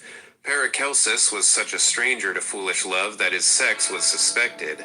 Raymond Lully was initiated in the final secrets of science only after a hopeless passion which made him chaste forever. It is also a magical tradition that pantacles and talismans lose all their virtue when he who wears them enters a house of prostitution or commits an adultery. The Sabbath of orgies must not therefore be considered as that of the veritable adepts. With regard to the term Sabbath, some have traced it to the name of Sabazius, and other etymologies have been imagined. The most simple, in our opinion, connects it with the Jewish Sabbath, for it is certain that the Jews, most faithful depositaries of the secrets of the Kabbalah, were almost invariably the great masters in magic during the Middle Ages. The Sabbath was therefore the Sunday of Kabbalists, the day of their religious festivals, or rather the night of their regular assembly. This feast, surrounded with mysteries, had vulgar fright for its safeguard and escaped persecution by terror. As to the diabolical Sabbath of necromancers, it was a counterfeit of that of the Magi, an assembly of malefactors who exploited idiots and fools. Their horrible rites were practiced and abominable potions compounded. There sorcerers and sorceresses laid their plans and compared notes for the common support of their reputation in prophecy and divination. At that period, diviners were in general demand and followed a lucrative profession, while exercising a real power. Such institutions neither had nor could possess any regular rights. Everything depended on the caprice of the chiefs and the vertigo of the assembly. The reports of some who had been present served as a type for all nightmares of hallucination, and from this chaos of impossible realities and demoniac dreams have issued the revolting and foolish histories of the Sabbath, which figure in magical processes and in the books of such writers as Springer, Delancre, Delrieux, and Bodin.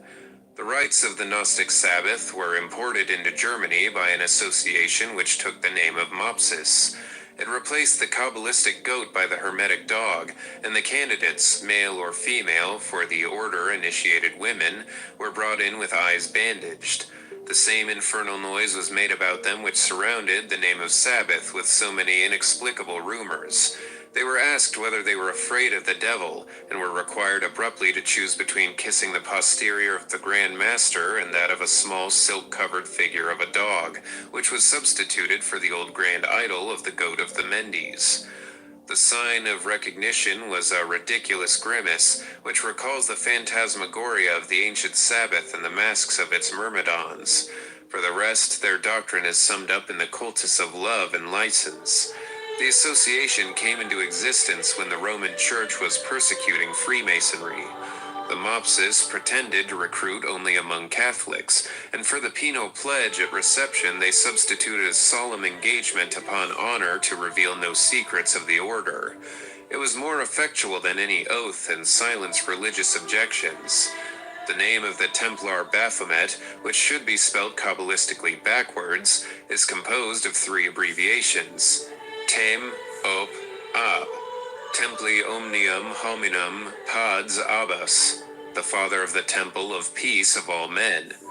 According to some, the Baphomet was a monstrous head, but according to others, a demon in the form of a goat. A sculptured coffer was disinterred recently in the ruins of an old commandery of the temple, and antiquaries observed upon it a Baphometic figure, corresponding by its attributes to the goat of Mendes and the androgyne of Kunrath. It was a bearded figure with a female body, holding the sun in one hand and the moon in the other, attached to chains. Now, this virile head is a beautiful allegory which attributes to thought alone the initiative and creative principle. Here, the head represents spirit and the body matter.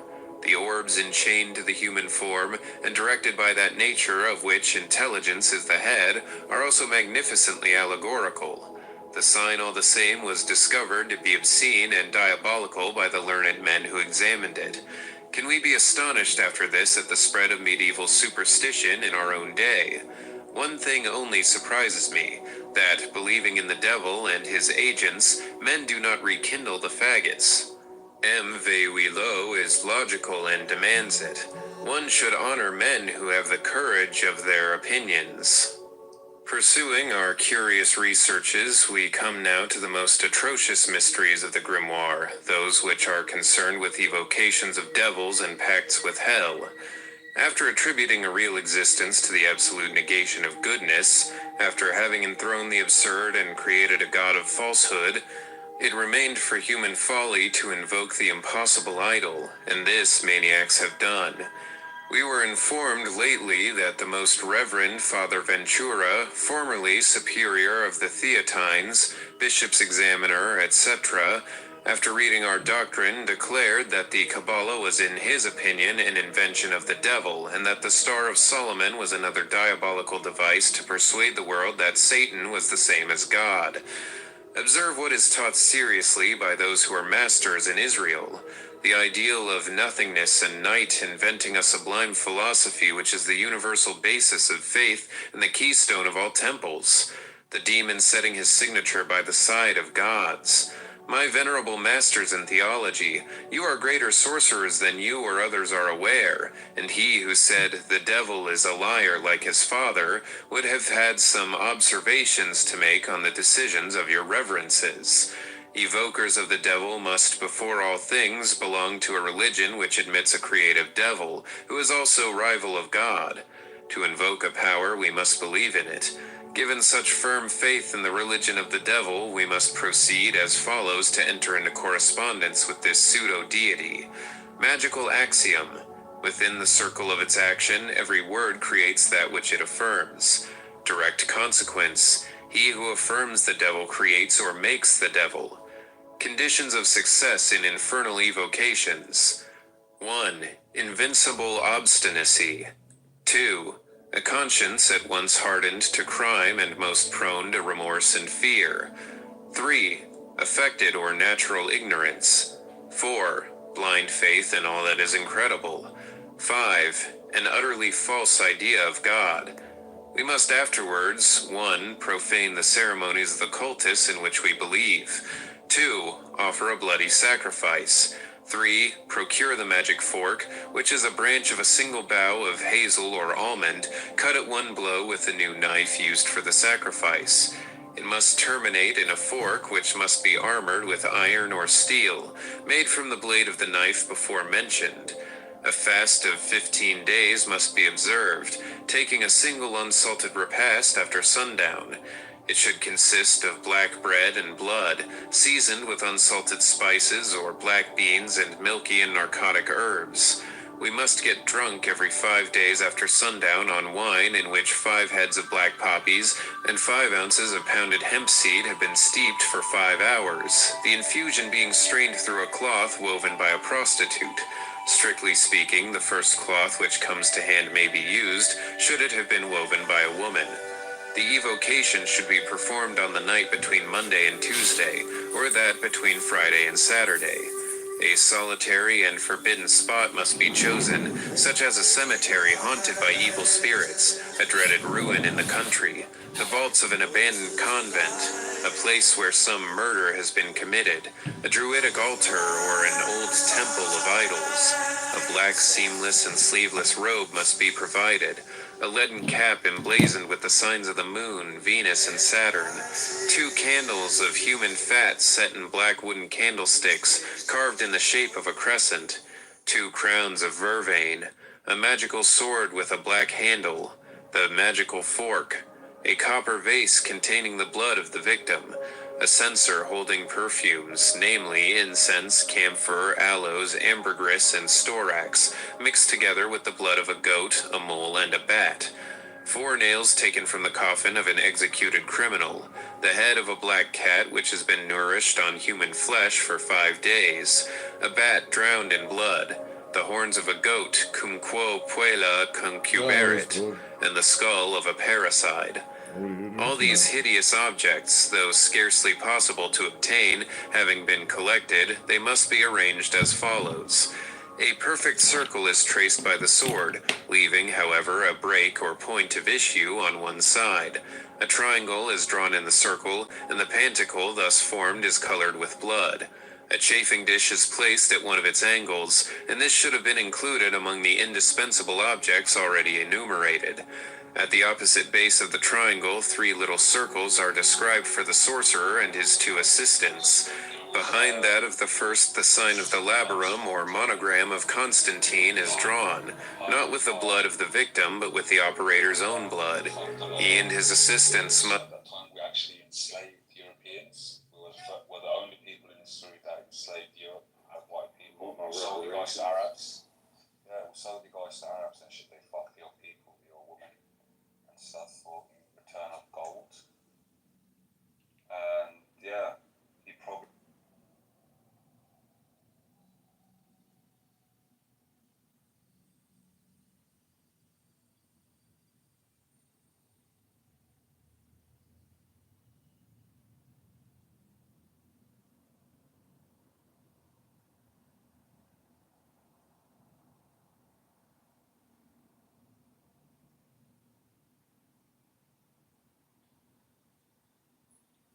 But yeah, he defeated 7 nations by himself in a collapse where there was famine in the nation.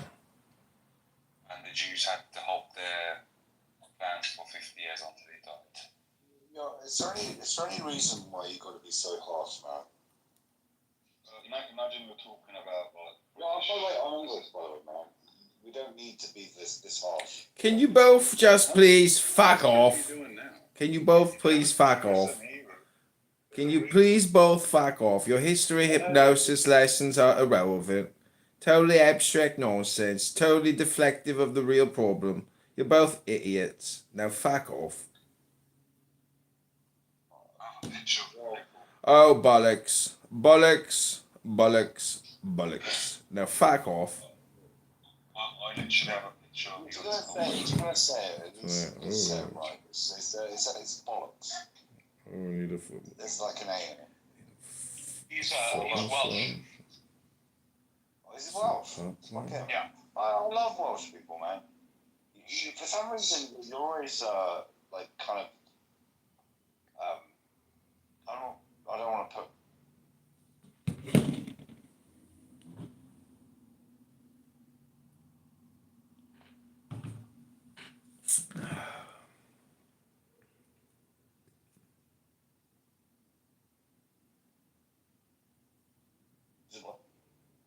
Exactly. But they're not. It was just for some reason I find it really funny.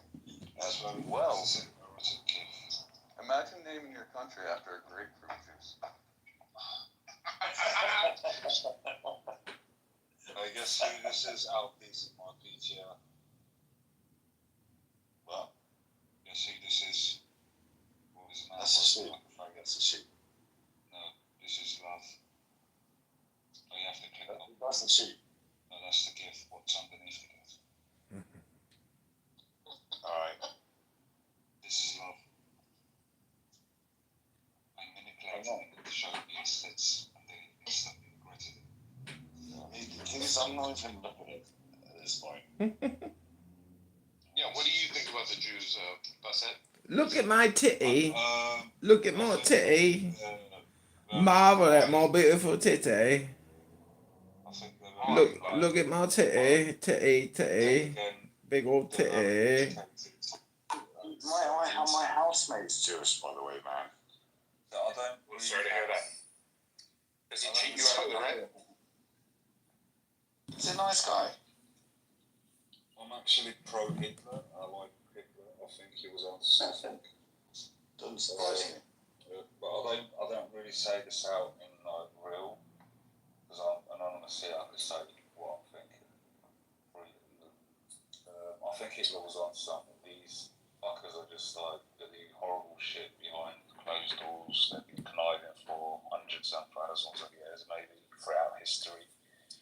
They don't care about anyone else's You're a life. fucking idiot, right? No, I'm not talking about all fucking Jews. I'm talking about the people that are empowered Jewish communities. And like when it comes to Hitler, like he couldn't go around keep asking people, "Oh, are you a bad Jew? Are you a good Jew?"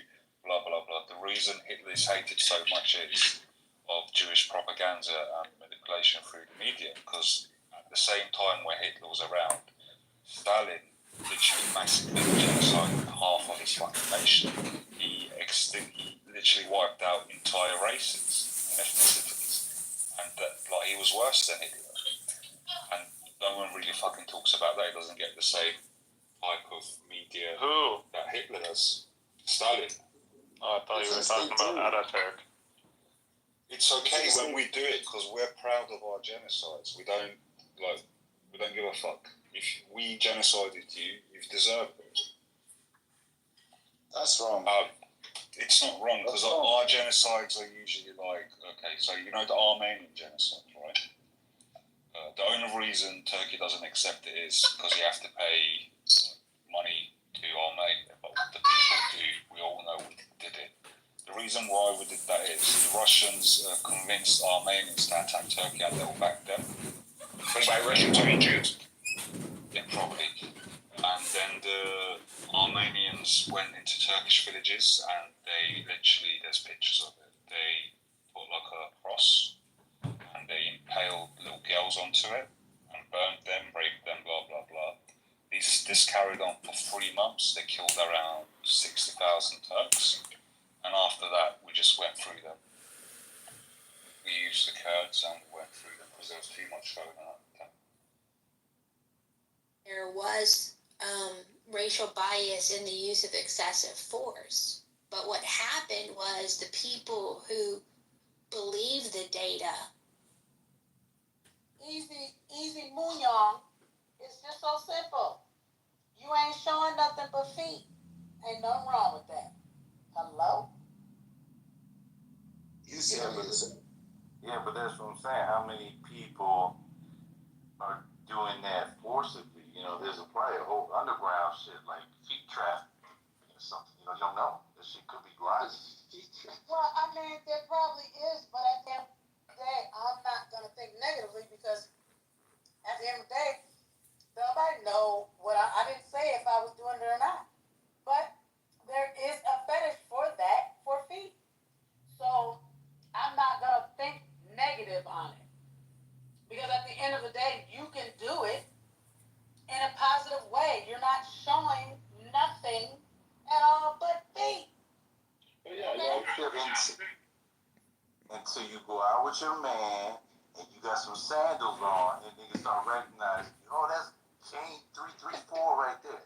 No, they can't recognize you at all unless you make your full self, unless you make yourself recognizable.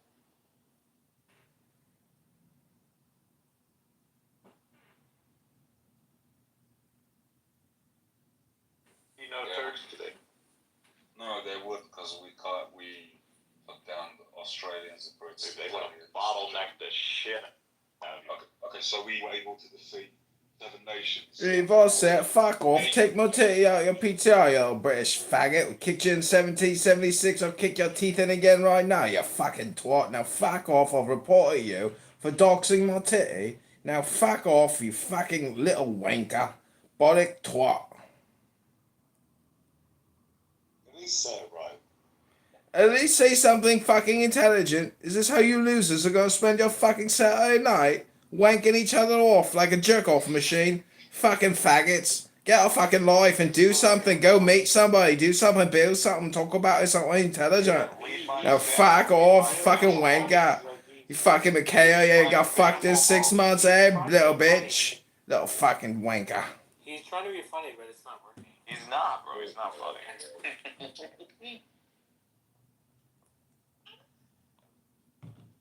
But it's like when you say we defeated like the Allies. Are you talking about like when the Gallipoli? Is that what you're talking about? Don't ask him because he can. Well, the Allies, well, we defeated them.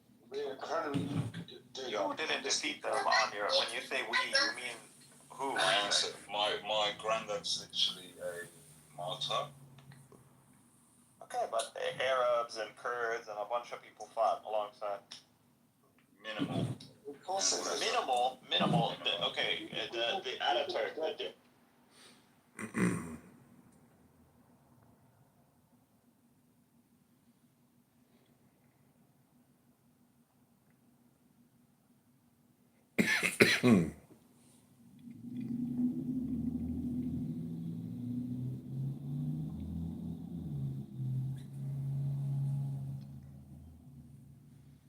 Okay, this is Let It Go.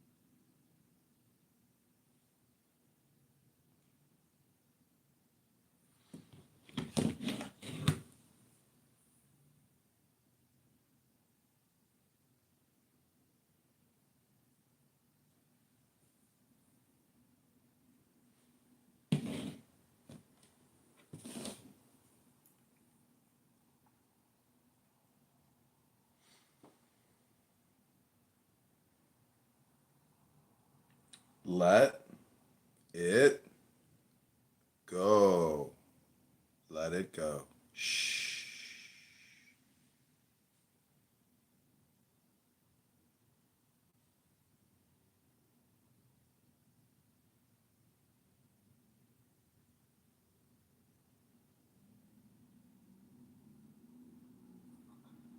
Okay.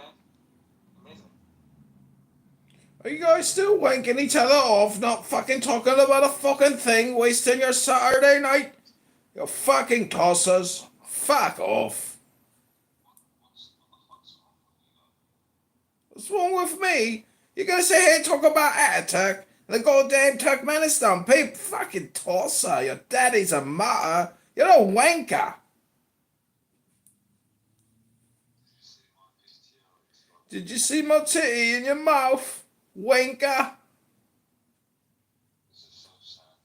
You're so sad. You're the one listening to someone making fun of you. Who's more pathetic, the listener or the speaker? You don't know how Lashon Hara works.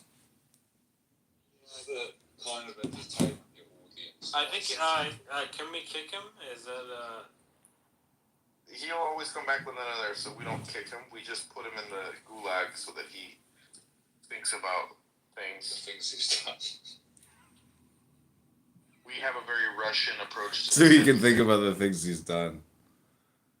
Very Actually, Russian. if you think about it, it's very Jewish. If you think about it, you Very- always want to shut things down. Very Russian You know what Orthodox. I mean? Shut it down. Oh no, the goyim no. Shut it down. It's. I guess now we call it the Streisand effect. You know. But yeah, shut it down. It's a funny one. Have you? Any of you guys ever seen Let's go picture of my titty on his PTR. cartoon? guys, there's nothing wrong. Lou? Ape? This is the typical. Let me just show you what the lemon guy. the lemon guy exactly. Yeah. You know where they say his castle is in unacceptable condition. With all due respect, can I talk to Ape or With respect, let me just patch the audience here so that I'm gonna play 15 seconds of this because you need to hear the general what kvetching sounds like. This is what it sounds like. Yeah, but. Announcing the arrival of the Earl of Lemongraham. This castle is in unacceptable condition!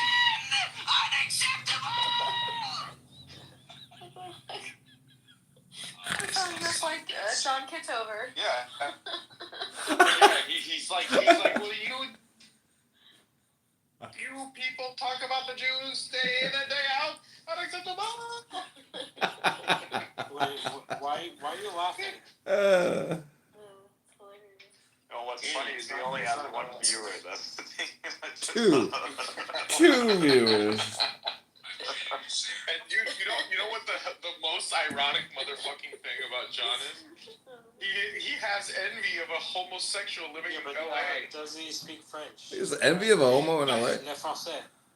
No, but listen, Hampton is making $6,000 a month on his stupid YouTube channel. And John has more. Look, he'll literally tell you, Hampton will tell you, he's like, I made my video for the day and I just want to hang out with you guys. And John has, like, the stamina to literally pump out content 24 hours a day, but he can't get a goddamn dime. It's hilarious. What material does Hampton make? Hampton found, no, check this out, Cynic. He found some streaming channel dedicated to shit black content, like black people content that, like, nobody watches. And all he does, all he does is he watches the stupid shows and then he gives a review. And he's making $6,000 a month on these ridiculous reviews. He does them on, he sits on his bed. He doesn't even have a fucking desk. He sits on his bed and he makes these ridiculous reviews of these, like, reality shows. He's making $6,000 a month and John is jealous of this guy. No, he's making $6,000. He tells us. So you believe him? No, he shows us. He's PPR'd and stuff. He's really making $6,000 a month. Fuck no. He's been making it for about 8 months. Originally, we he live started. in a simulation. I swear to God. And you know what he does? We do. He makes his fucking video and then he comes on with us and he drinks 2 bottles of fucking gigantic Pinot Grigio and gets wasted and talks like, you know, pro-Israel shit without a fucking frame of reference. I mean, you've talked to him. We are living in a simulation, dude. But it's glorious. And you know what the funny thing is? You should learn to play the game.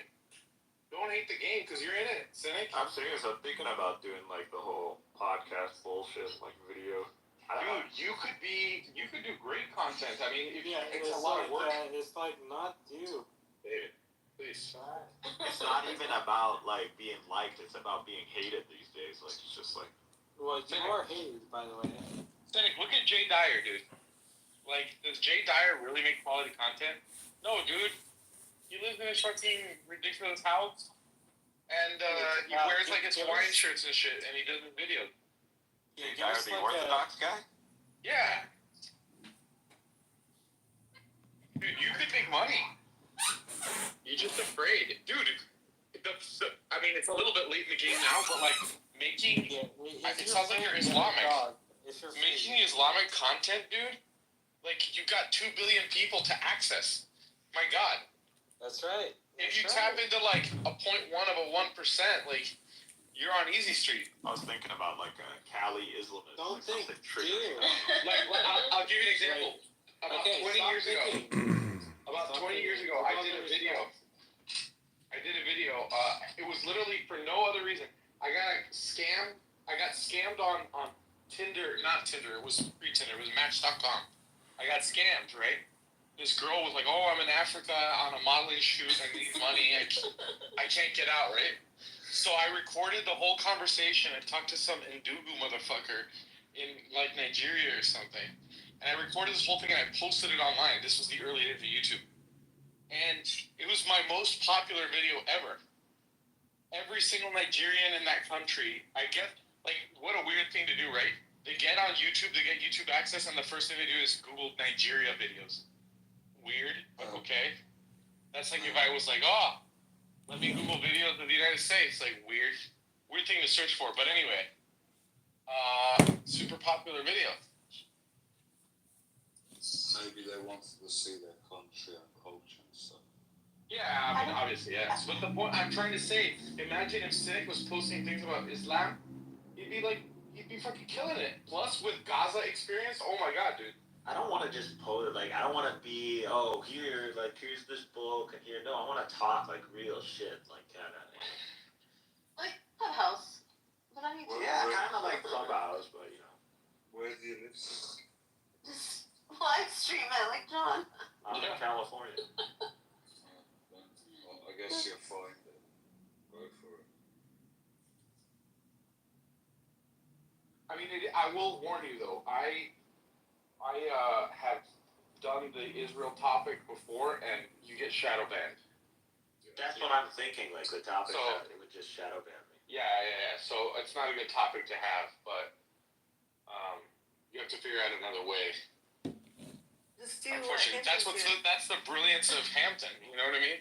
He literally can't offend anyone. It does. Black ghetto content. I mean, it's just. If you don't always use makes money. keywords, you won't get banned. That's how the algorithm thinks you. If you say Israel and shit, the algorithm bans it. I'm gonna play you 15 seconds of this just so you hear how shit this is, and this is making him $6,000. Dude, he has over 1 million views on some of these videos. Hold on. This is a homosexual.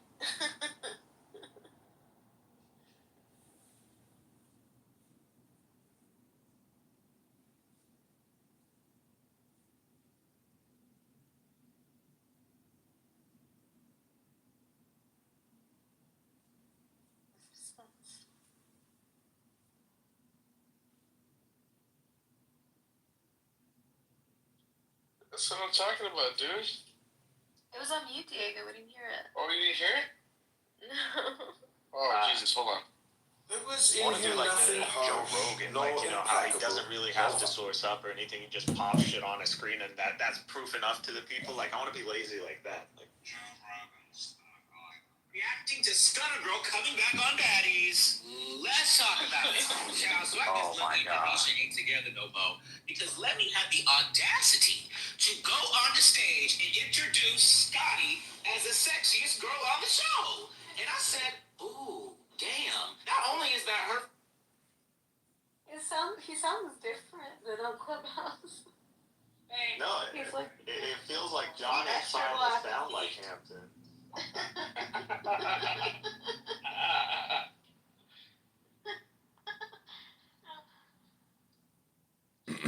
Yeah, I'm giving up a bootlegging clown house, and I'm just gonna rebrand all wait, was this. that John or Hampton? No, that's Hampton. He's a voiceover. He could do voiceover, and he's actually making $6,000 a month, and it is what it is. I don't know why. It's amazing how like there's these parallel societies and micro communication universes, and that's his niche, whatever the name of that show is. But It's called the Hampton Spears. You can tell John is frustrated. I know, you can tell, right, dude? He's like, motherfucker. no, I'm not frustrated. My God. It's a lot of work. It's a lot of work doing what he's doing. It's a lot of work what I'm doing, but How's that a lot of work? It doesn't. No, it's actually not a lot of work. He said he does 30 minutes and then he's done. I know, but like anyways, the point is, I don't know. You think it's I easy. bet you people gave money to John. So defeated. Because John can do voices. He can fucking perform. Like, you know what I mean? There's a big difference between Hampton and John. But like, John wants to lecture other people how to make money. And he doesn't, he's not taking his own advice. Well, I mean, I'm gonna keep recording Clubhouse going into the election and then after the election because we're going into a very tumultuous time. So the recordings will be really interesting, 6 months out from now because like we're going into a crazy, historical event. Shut the fuck up, you wanker. Don't get him started. Wait, hold on. Calm down, John. Let's talk about this. We know you're eventually gonna give up because obviously, like, even. No, I won't give up. I can show you like 6 more burner phones ready to go. Like I'm ready for this. Oh shit! All right, good. I'm happy to hear it. Because at the end of the Yeah. day, like, you're the biggest troll on the internet, but you're our troll. Well, it doesn't matter whose troll I am. The point is, I have the recordings, and I'm gonna relabel them probably like Clubhouse Podcast. I don't know. I'm thinking about using the name Clubhouse in the name of the YouTube channel, but Here's the thing. Here's your problem. You have no concept of what's called editing. I know. But this is the whole thing about live stream. I'm not gonna edit anything. You make a fucking channel called The Best Of, and you just have the best content. Part of this is not just about the content, but about the fact that so many people like know that I've recorded them and they go and they listen and it like gets around. Part of this is like networking people without actually doing any heavy lifting. Ah, I get it. You know what?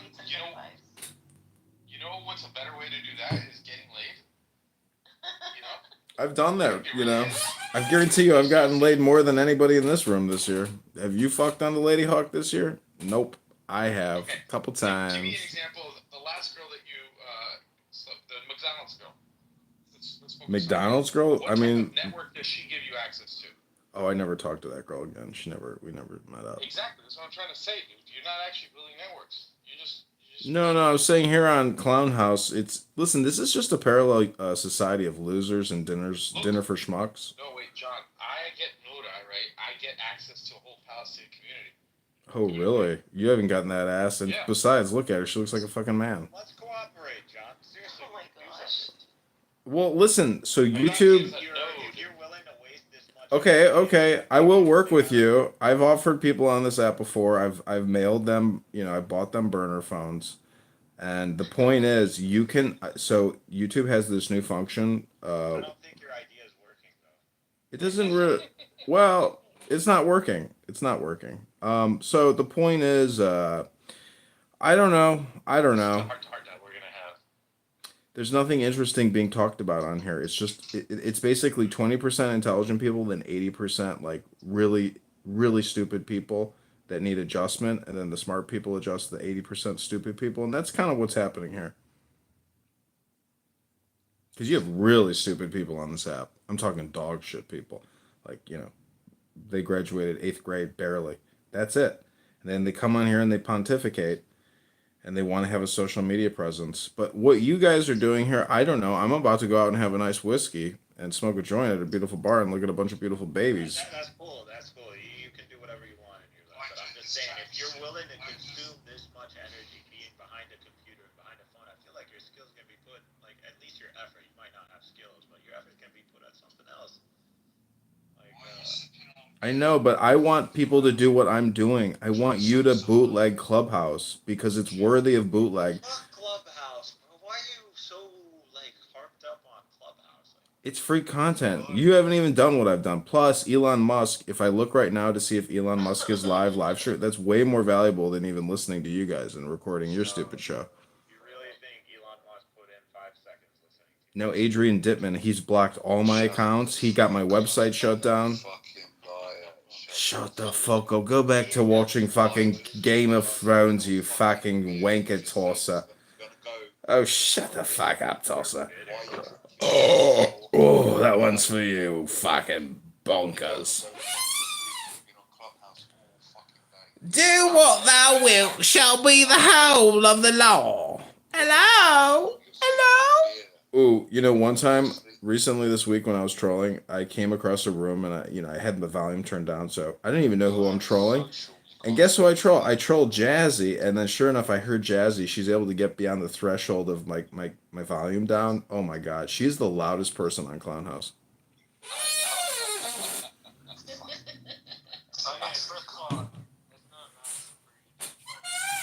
David, go drink another whiskey and you know turn your brains into banana soup. David, can you even recite the alphabet? A B C D E F G H I J K L M N O P Q R S T U V W X Y and Z. Can you do that, David? Can you even do the alphabet? Hello? Hello? Hello? Shut the fuck up, you British wanker. Go back to your prince and your king, you fucking tosser. David, hello? David, can we hear you do the alphabet? Are you alive, David? David. Well, Jazzy. Oh man, I go room to room pretending I'm Jazzy. Hello? Hello? Fuck with me, motherfucker! Fuck with somebody you can fuck with, motherfucker! Fuck with me, motherfucker! I mean, she's crazy.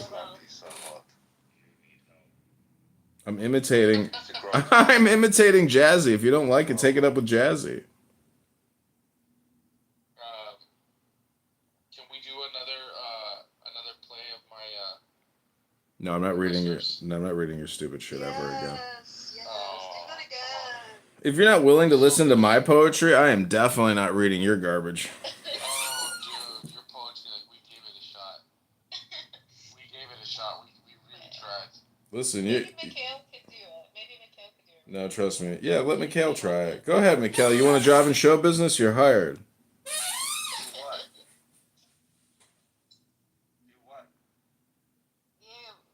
and Mikhail can like is it gonna be the same script or?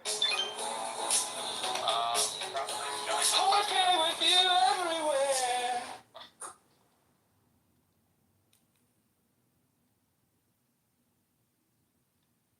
That's funny.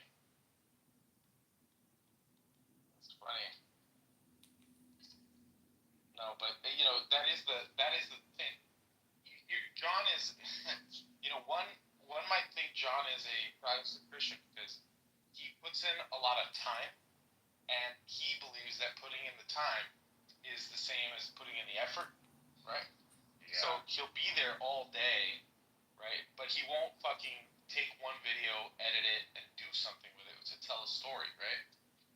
So it's like that's the classic Protestant thing of like, oh well, you know, see, if I avoid idle hands, then the busy work. Listen, I hate to break it to you, everybody, but this guy just runs his mouth. I actually do things. I do a lot of things that you guys don't even know that I do because I have so much going on that you guys can't even follow it. So Diego, your lips are like bubble gum. Your lips are like bubble gum, smacking them. Yeah, you're just smacking your lips, man. Yeah, there you go, Vasa. I don't really care. I mean, the point is, I know that I've done way more than what you guys have done. You guys have done nothing. Yeah, go for it. Go for it. You've done nothing. I have 5 YouTube live streams going. Go ahead, post a link to all 5 YouTube live streams and then tag Nancy Pelosi and tell me you did something. You guys are all talk. You guys are all talk. Oh my god, look at that shiny. That actually looks, what does it look like? Ooh, it's beautiful. It's beautiful. Oh, look at that skin quality.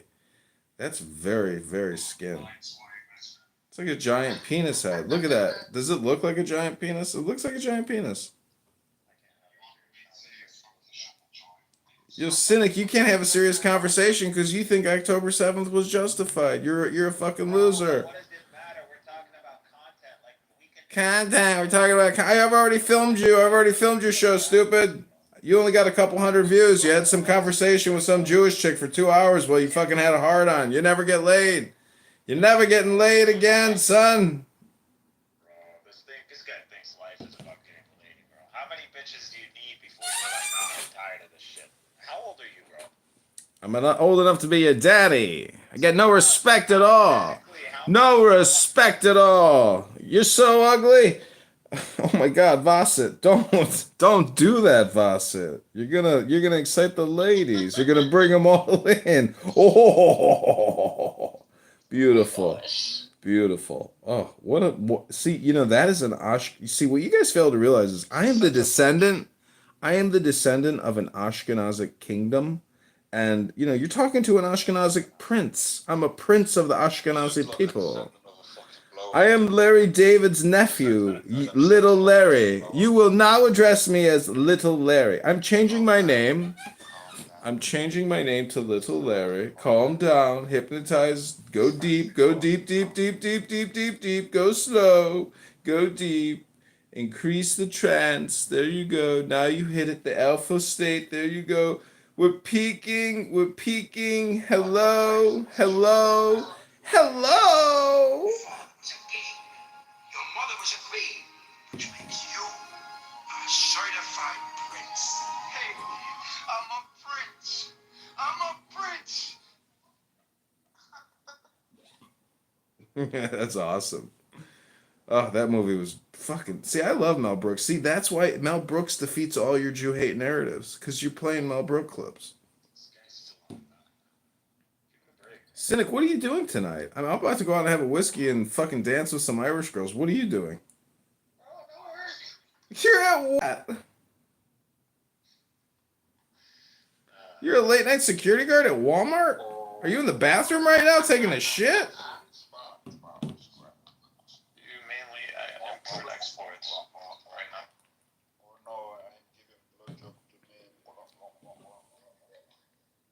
That's it, Bassett. Once you get it, you're gonna know. You know, it's like riding a bicycle. Once you do it enough, you never forget. Look at my PTR. That's Dr. Copeland. Do you know who Dr. Copeland is? That's the Vax doctor on here, who turns out he's not a Vax doctor. He's not even a doctor. Not even a fucking doctor, but he's been advising people on the vaccine for fucking 4 years on this fucking app because he sounds like a doctor. Kind of like how you think you sound like an intelligent person because you have a fucking British accent, you fucking wanker. Fucking loser, but look at that handsome Talmud Kochum. I know. I'm ready to go out. I'm just sitting here waiting to put moisturizer on and get dressed. I'm waiting to get kicked.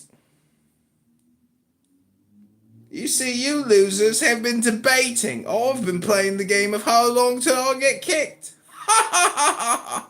Suckers! You're literally the fucking lemon guy from Adventure Time.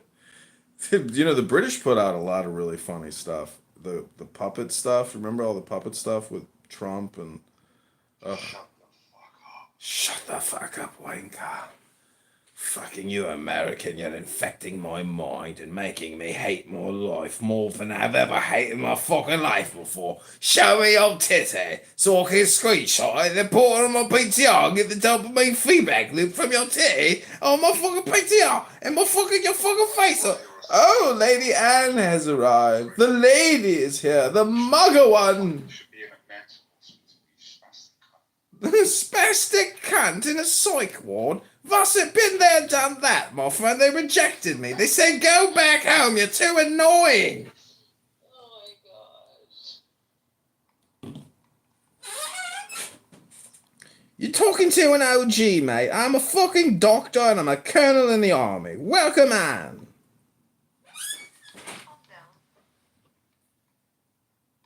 Calm down. You look like a fucking man, princess here. Don't calm down nothing. You look like you're trans. You look like a guy with a wig on. Shave your chin. It's disgusting. You've got a football linebacker chin.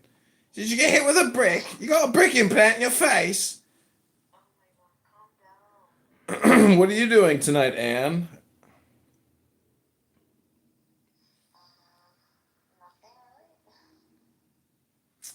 What's going on in the Trump house?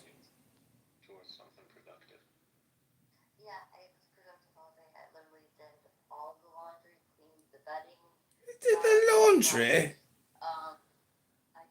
You cleaned your house. It's for fucking standard. It's everybody's got to do. I clean. Deep clean. You're Polish now. You're Polish. I'm Polish, yeah. Good for you. What made you decide to polish it all? Well, because Did you know Poland is a Jewish name? I bet you guys don't even know that because you guys think you know everything. But did you know Poland was named by the Jews? no, do you know that I don't think about the Jews all the time? Well, why are you here? Huh? Well,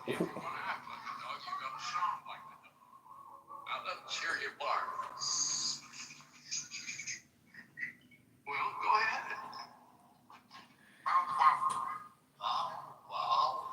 It's more like bark.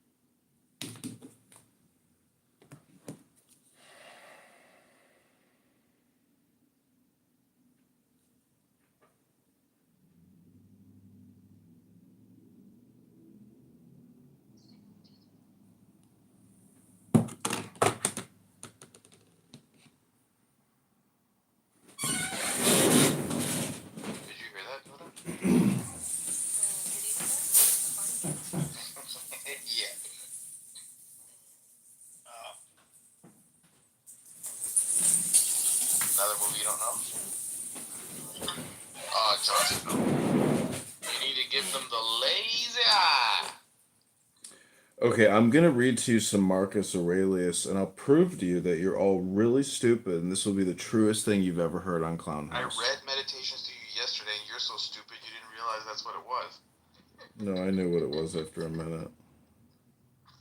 Okay, listen to this. How strangely men act. They will not praise those who are living at the same time and living with themselves, but to be themselves praised by posterity, by those whom they have never seen or ever will see. This they set much value on. But this is very much the same as if thou shouldst be grieved because those who have lived before thee did not praise thee. And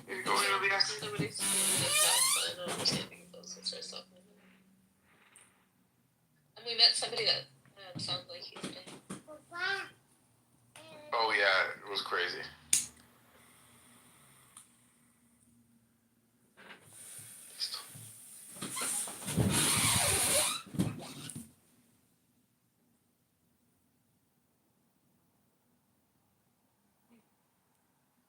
That we're like constantly finding viruses that get passed around all the time that like no one even knows they get, that don't really, like create symptoms, but are doing little weird tweaky things to you all the time. And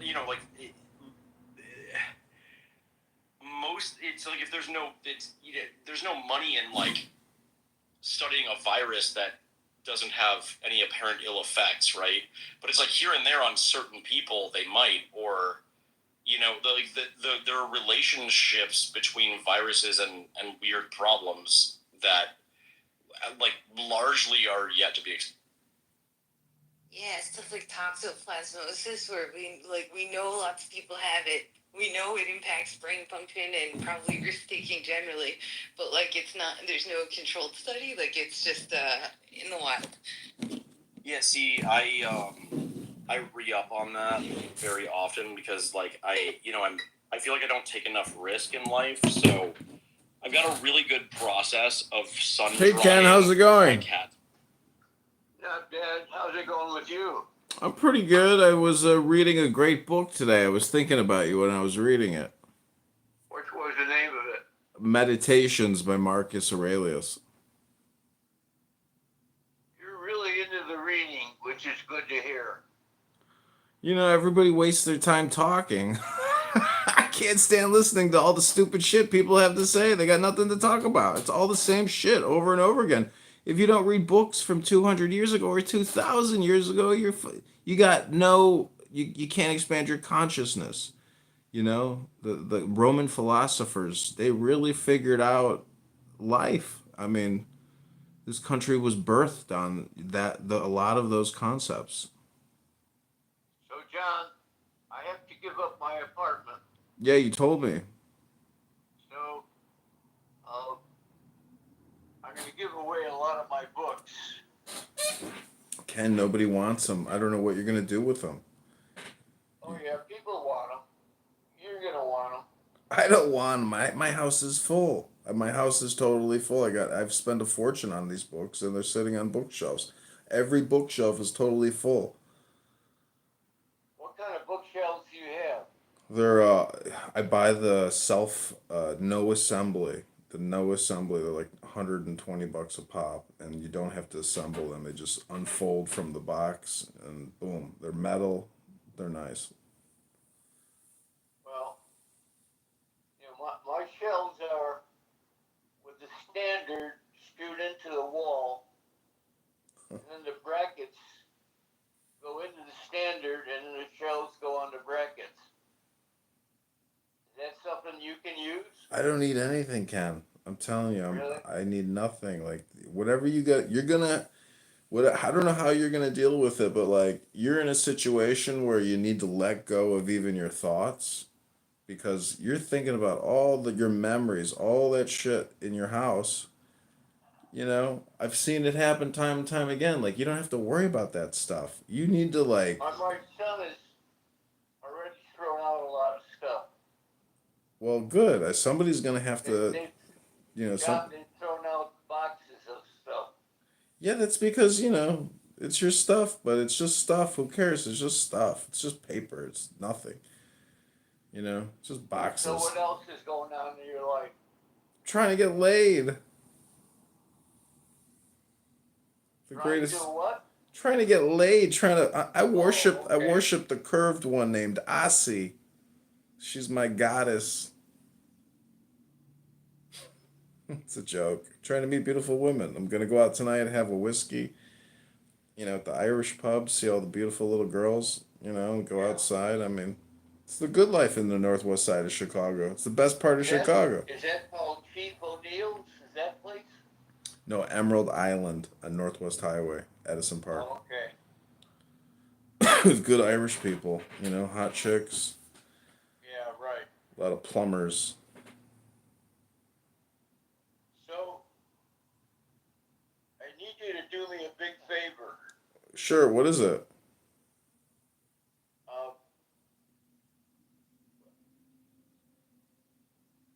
what's one of the strongest anti-pain medication? Tylenol? Big bull rush. Codeine is like the most powerful anti-pain medication. You feel nothing when you're on morphine. Well, could you do this?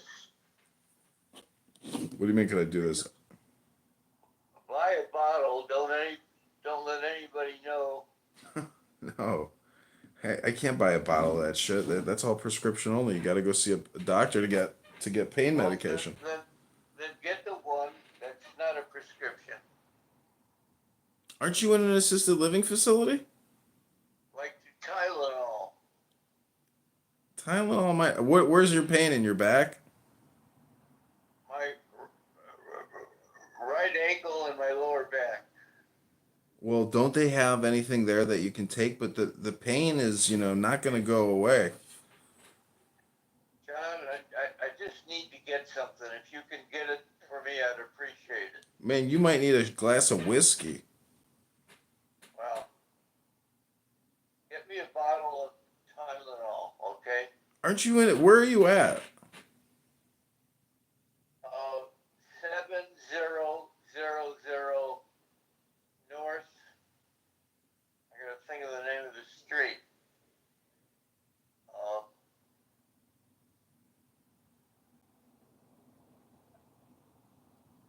I have to look it up. Why, do you want to write this down? I mean, you can text it to me as well, but I mean, I know what it is. 7,000 what? It's what? Where you gonna have to tell me where you're at? I got a pen and paper. What is your address? All right, I'm in room 542. Uh-huh. It's called,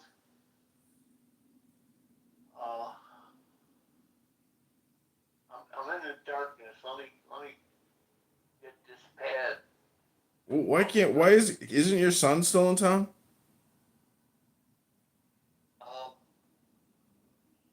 He's going back. I don't know. One of these days, real soon. Well, does he know your dire situation? I mean, you Yeah, need. but I don't want him to know that I'm getting that. All right, John, it's called.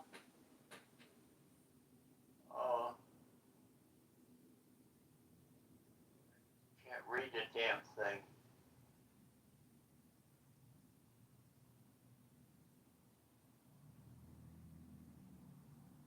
Are you on Talcott? No, it's on Newark, Newark, in Niles, Illinois. All right. The zip is 60714. Well, I don't need the zip. So wait, what? 7,000 Newark? Yes. Oh, celebrated senior. Yeah, you're not far from me, man. You're right up the street. Yeah, so it's celebrating the senior, I don't know, life or some bullshit. Yeah, I see it. That's the name of it. So how's the food over there? Fair. And you can't get any pain medication for your. I get something, John. It's not enough. All right, well, I can get you, whatever I can get you, but I mean, it'll help, but like you need physical therapy and stretching and all that stuff. Like, you may, I don't know, do they have a physical therapist there you can meet with three times a week? I do have that. All right, well, whatever Tylenol, I gotta tell you, like, I don't know, it'll help maybe a little bit, but very minimally. I mean, if anything, man, I mean, oof. That's all right. If you would, get me a bottle of about 40 of them, okay? Well, you know what I can get you? Do you want me to get you cannabis edible gummies? They sell them around the corner, and those will really help you with your pain. No. Go with Tylenol or one of those. Okay. Do you want the gel caps?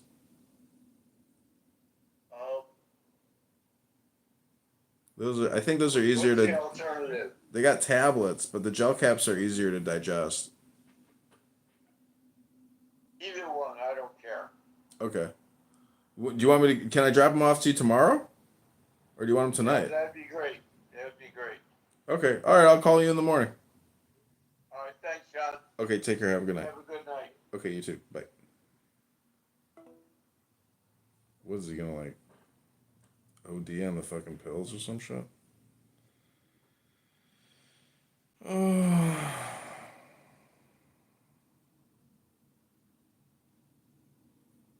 Let's see what Cousin Scotty's doing. See if this jokester picks up. The number you are trying to call is not reachable. He blocked me. Let's call this guy. Let's see what this crazy guy's doing.